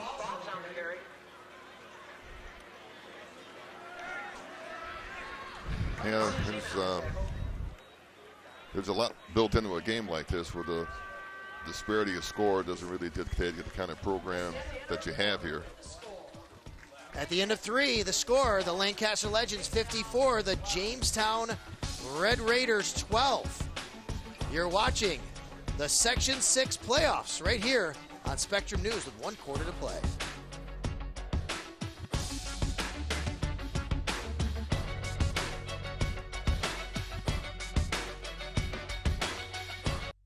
Imagine if you had the power to choose whatever weather you wanted. Sunny and warm? You got it. Lawn needs a little water? No problem. The thing is, it's not possible. With Weather on the Ones, we can't control the weather, but we can give you updates every 10 minutes. So you'll be prepared for whatever weather conditions come your way. Weather on the Ones, only on Spectrum News. No matter how perfect the weather may be, that can change in the blink of an eye. That's why Spectrum News has weather every 10 minutes. When you need the weather, we have the weather. Spectrum News, your 24-hour local news channel, has weather every 10 minutes on the ones. 1 after, 11 after, 21 after. You get it. Your next local forecast is just a few minutes away. Weather on the ones, only on Spectrum News. I routinely get emails that say, you're too liberal or you're too conservative. I find that encouraging because it indicates to me that we're somewhere in the middle, which is what we're aiming for. And we have confidence that viewers have the capability of making their own decisions and taking in a whole wide range of information that we're hopefully providing to them, and then subsequently they can determine how they feel and what they want to do about it. And that's our goal, is to inform. Capital Tonight, weekdays at 8 and 11:30 p.m. only on Spectrum News. If you had a magic crystal ball, it would be easy to predict the weather. But magic crystal balls don't exist. Lucky for you, there's Weather on the Ones on Spectrum News. With Weather on the Ones, you get local weather updates every 10 minutes from any device.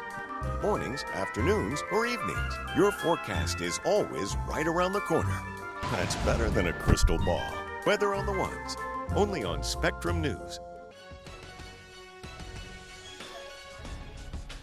54-12, the score here at Lancaster with only 12 minutes left in the action, and then the celebration will be on as the Legends will head to New Era Field 1 week from tonight to play for a class championship. Jamestown, unfortunately, will take the ride home and take solace in the fact that they did have a fine season that just did not end, obviously, where they wanted it to. Jamestown with the football, new quarterback in the game for the Raiders. And that is Andrew Devereaux, number 8, who took the shotgun snap and fell forward there after a fake. Yeah, a lot of new faces for the Jamestown Red Raiders on offensive line, one of which Dylan Meade is in there at offensive tackle. Looks like there's some substitution going on in here. See Brooklyn King in there, the brother of Manhattan King, I would imagine. How about that? Probably.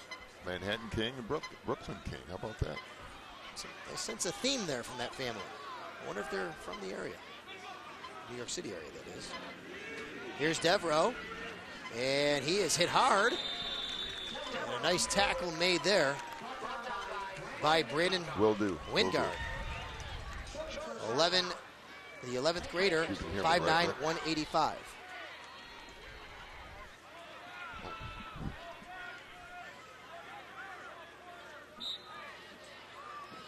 So with 11:04 in the clock ticking, some more substitutions coming in here for Lancaster.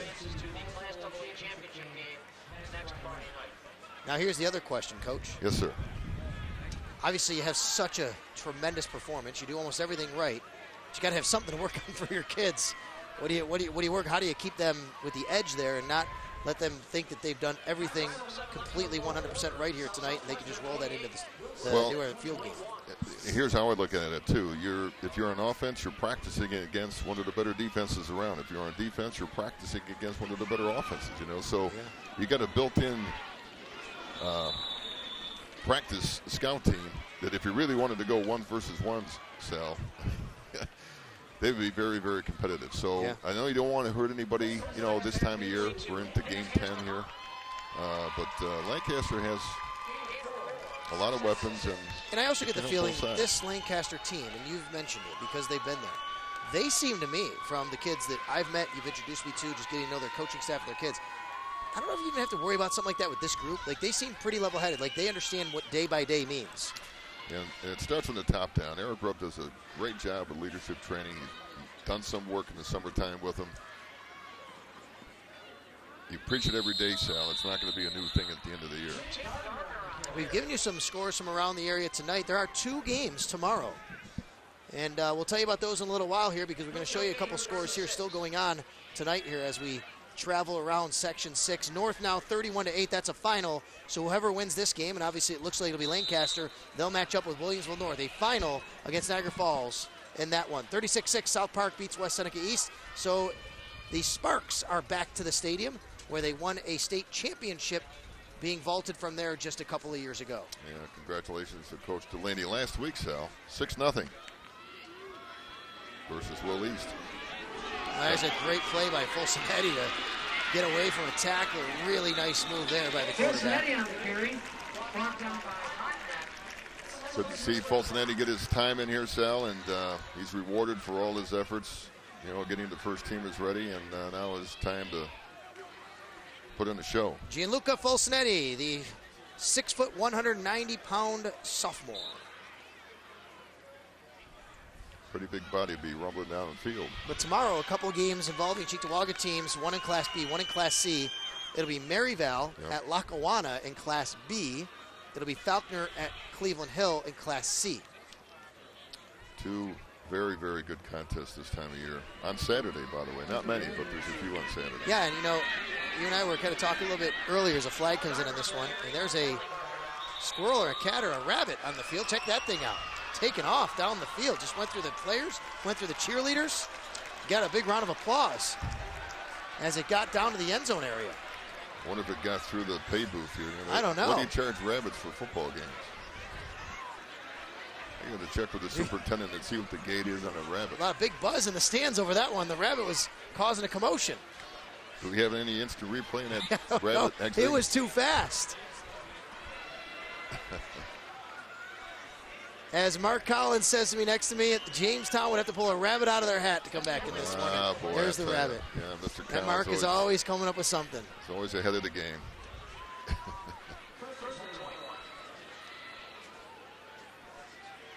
But you and I were talking about lights here in Western New York and teams that play under the lights versus teams that play on Saturdays as we go to this first down play here, 1st and 10. There's a hole up the middle, a nice run out to the midfield to the 45, down to the 40, to the 35, the 30, and then down at the 28-yard line goes number 28, and that is Tim Gardner. The boy Tim staying in bounds, letting that clock go too. Good effort by Tim. Let's give some credit to the offensive line too. Greg Marks is in there. plowing through. Talked about Devin Zarpa before. You go back to, I don't know, let's just pick a time period when you coached, maybe let's say mid-late 80s. You probably had more teams that did not have lights, more schools that actually played on Saturdays than played on Friday nights here in Western New York. Completely not the case anymore. Most games are played on Friday nights. Most schools have lights, with the exception of some. The level of competitive fields and the level of care that it takes now has risen dramatically over the past 10 years. And because of that, is that part of the reason why lights have come into play more often for a lot of these schools, and they're doing it? Is it economics, do you think, for a lot of these schools to have these Friday night games compared to Saturday? Well, Sally, I think if you look around suburbia, if you look around suburban, I'll look at this score right now. West, this is the final. 35, Iroquois 14, West Seneca West will play South Park. That's going to be, what a matchup that's going to be. Yep. West against South Park. Getting back to, the level of playing fields, look at all the ball diamonds nowadays that are in suburb high schools. It's just amazing. Look at the Williamsville schools where all of them are AstroTurf now, and you have, resetted infields. I remember when I played baseball, Sal, there was almost a submarine dip at both third and first base. Now, the playing conditions are just unbelievably great all over the place. Looking for the latest on the Bills? Tune in for Spectrum News Blitz. Daily reports on the team. Whether at home or on the road, Spectrum News is there with the latest. Watch Spectrum News Blitz. And we already have some Bills Blitz news coming your way tonight. Again, in case you missed it from earlier tonight, the Buffalo Bills have traded defensive tackle Marcel Darius to the Jacksonville Jaguars. And former head coach Doug Marrone is now in Jacksonville. And they get a 6th-round pick in return. So you and I were talking a little salary cap stuff. I was digging, trying to find out. So the Bills will have to count a lot of dead money in their cap the rest of this year and next year. But they do get some. It's not as much as he would have cost if he was on the team. They'll clear about $5 million in space this year, clear about $2 million next year, but they're still on the hook for all that money he was going to cost. And then after that, years 2019, 20, and 21, when he was on the books for $16 million, they're free and clear now. It's going to cause a little ripple effect in all this. The high cap issues that owners are getting right now is that free agency is going to be very speculative in terms of years to come, because free agents are going to be out there in the market being unemployed because owners are not going to want to take a chance on it. Some more score updates here. Well, let's run through the scoreboard. Williamsville North, that is, 31-8 over Niagara Falls. They'll advance on to play the winner of this game. South Park beats West Seneca East 36-6. 35-14, West beats Iroquois and Dunkirk. Now, we had earlier, I want to make sure on this score, because earlier we had Cheektowaga beating Dunkirk. On the screen there, we had Dunkirk. I want to make sure we have that. So Cheektowaga is Cheektowaga. Right. Cheektowaga won that game, 52. They scored in that game. There's a young man limping off the field. We hope he is okay. That is number 65, Antonio Williams. He is a 185-pounder. Hope it's not serious. What was that again?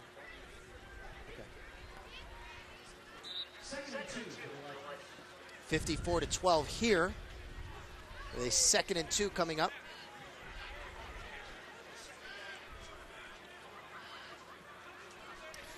Talk about good teams and, what are the keys or what are the characteristics of good teams, Sal? And it's Fulcinetti who is tackled down at the 25-53 remaining in this one. Talk about teams being intelligent in the classroom and intelligent on the football field. I can attest that the Legends are very good in the classroom.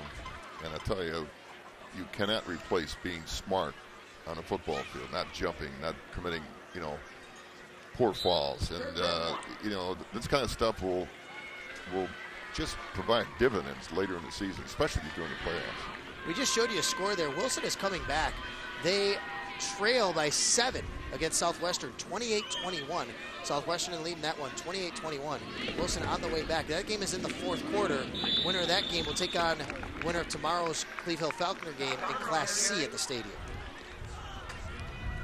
And by the way, I hope everybody realizes what a class situation is going on now between Coach Rupp and Coach Langworthy. This is almost essentially raising a white flag and just trying to burn plaque. And hope people realize, you might have sons of years on the playing field, and why is he throwing the ball? Well, it's, you know, the scoreboard is prohibited in terms of throwing the ball around now, so we're just trying to burn the clock, and everybody gets out of here healthy and moves on to another day. Franklin Elkinville beat Chautauqua Lake 43-14 down in Class D.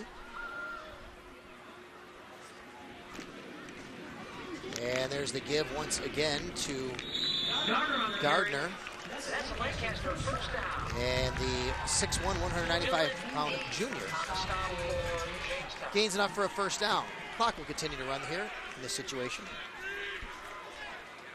Now, it's not really a quote-unquote legal running clock, but they kind of speed it up a little bit at the end of games in situations like this, which obviously all parties understand. Yeah, I believe John Drobitz is doing everything That's he can right. to make sure that clock moves as quick as possible.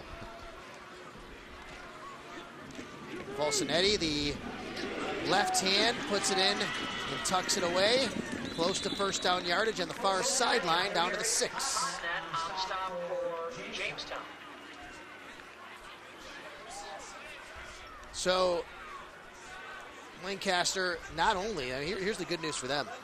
Not only do they get this big victory here tonight, they get a chance to rest guys here in the second half. Really didn't have many guys get banged up on, so they should go into next week's final relatively healthy as well, Coach. You know what? And a lot of that has happened throughout the year, Sal. Yeah, the scores have right. been kind of skewed towards the offensive production that the Legends have put up. There was a point in the season, and it might be still, that the starting defense has only yielded 6 points. Kind of an amazing stat when you talk about the level of competition that AA has. There is the give to number 30, Richard Ingersoll, I believe. Ingersoll on the carry. And Ingersoll, a new running back into the game as well, 5'8", 154-pound junior. I looked down this list for Lancaster. Yeah, there's plenty of seniors, but 11th grade, 10th grade, 9th grade, got a couple of guys in there. I mean, yeah, they're going to be set up pretty good for the future as well. Biggest thing I think Coach Rupp, Coach Mansell, Coach Weil would like to have here is to make sure that they remain solid on defense, Sal, throughout the playoffs. That's critical because defense is really what's needed. A strong defense when you get into teams that you haven't seen before are really up there at the top of the pyramid. You got to play great defense. Right here, they're playing some great offense tonight. They've also played great defense, but right now knocking on the door on the O side of the ball. It's Ingersoll once again with 2 minutes remaining here in this contest. Sal, it's a pleasure to do this game with you and celebrate this great weather at the tail end of October. Can you believe it? It's amazing, this weather. And by the way. Yes. There's a give. No, it's Falsonetti keeping it. Tries to cut back. Gets into the end zone for a touchdown. Big for Gianluca. Good for him. Gianluca Falsonetti.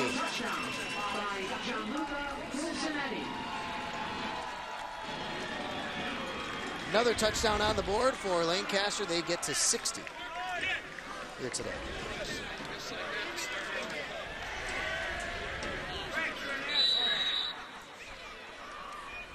And what were you going to say, Coach? Well, this is for you and your family, Sal. I mean, what do you got planned for Little Max on Halloween? This is a big national holiday for your son. Well, I mean, little Spider-Man over there with his Spider-Man outfit's going to... Oh, boy. He's going to rip it up, huh? Have a lot of kids. No, he's gonna. He's ready. He went from Spider-Man to Iron Man back to Spider-Man. So that was it. But he kept telling everybody this whole family was going to be Spider-Man. So I think I got to do something with that. I'm not sure. And another kick that goes... Nope, we're going to call it an offsides here, the half, so they'll re-attempt the kick.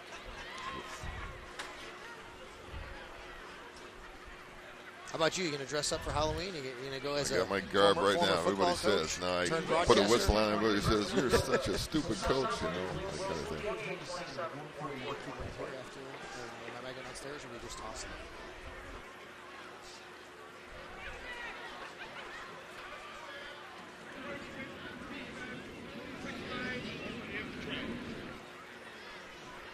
.139 left here in the contest.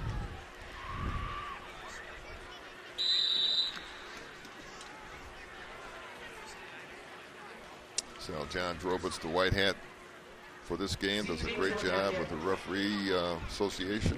Nice job there to get the ball down by Falcinetti, the holder, and the kick is up and through.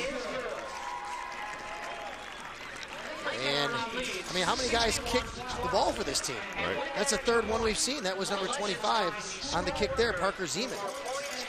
Now, there's 3 viable candidates for the kicker. Obviously, Giordano, Backert, and now you saw the last one here.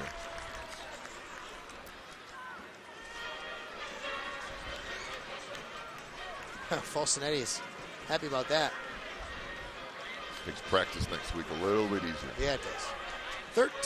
Number 13, Falcinetti carries it in from 3 yards out after an 11-play drive. 67 yards on that one to make it 61-12. You know, Sal, there's a lot of Legends on the sideline. I'm sure that the JV seasons are going to be over with, and their roster grows a little bit with maybe some sophomores that are brought up. We'll see. But there's a limit to the number of people that can get in through the stadium, which is kind of restrictive a little bit, but those are the rules.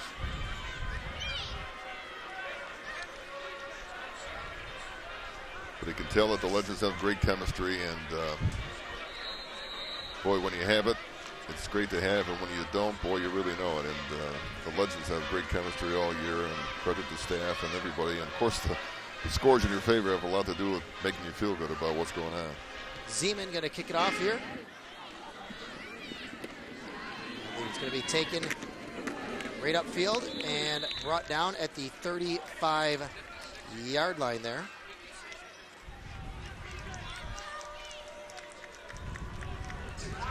And that is number 30. Well, trying to look, I'm being told that is Ty Branch is the name of the young man.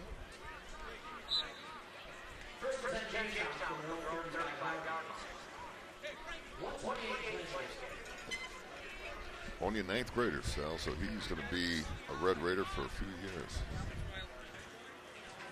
Twins to the left. There's the give. Here he is. There's Branch again.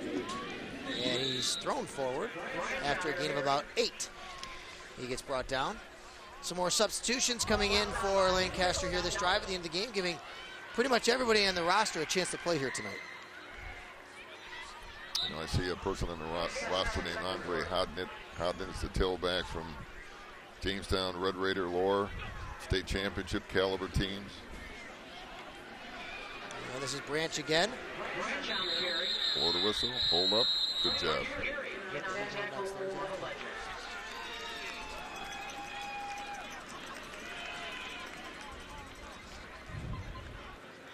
Nick McCanny makes an appearance. 61-12, Lancaster in front.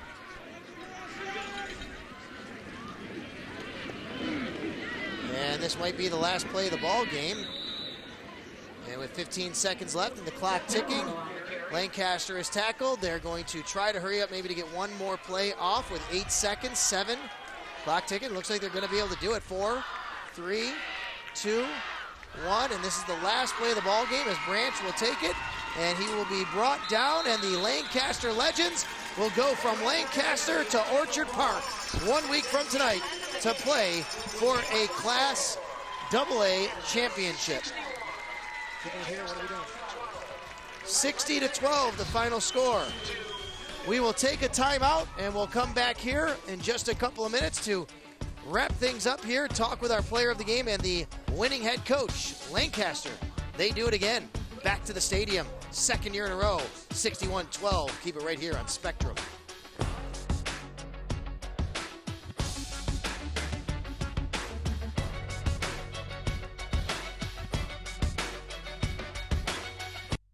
Imagine if you had the power to choose whatever weather you wanted. Sunny and warm? You got it. Lawn needs a little water? No problem. The thing is, it's not possible. With Weather on the Ones, we can't control the weather, but we can give you updates every 10 minutes. So you'll be prepared for whatever weather conditions come your way. Weather on the Ones. Only on Spectrum News. No matter how perfect the weather may be, that can change in the blink of an eye. That's why Spectrum News has weather every 10 minutes. When you need the weather, we have the weather. Spectrum News, your 24-hour local news channel, has weather every 10 minutes on the ones. 1 after, 11 after, 21 after. You get it. Your next local forecast is just a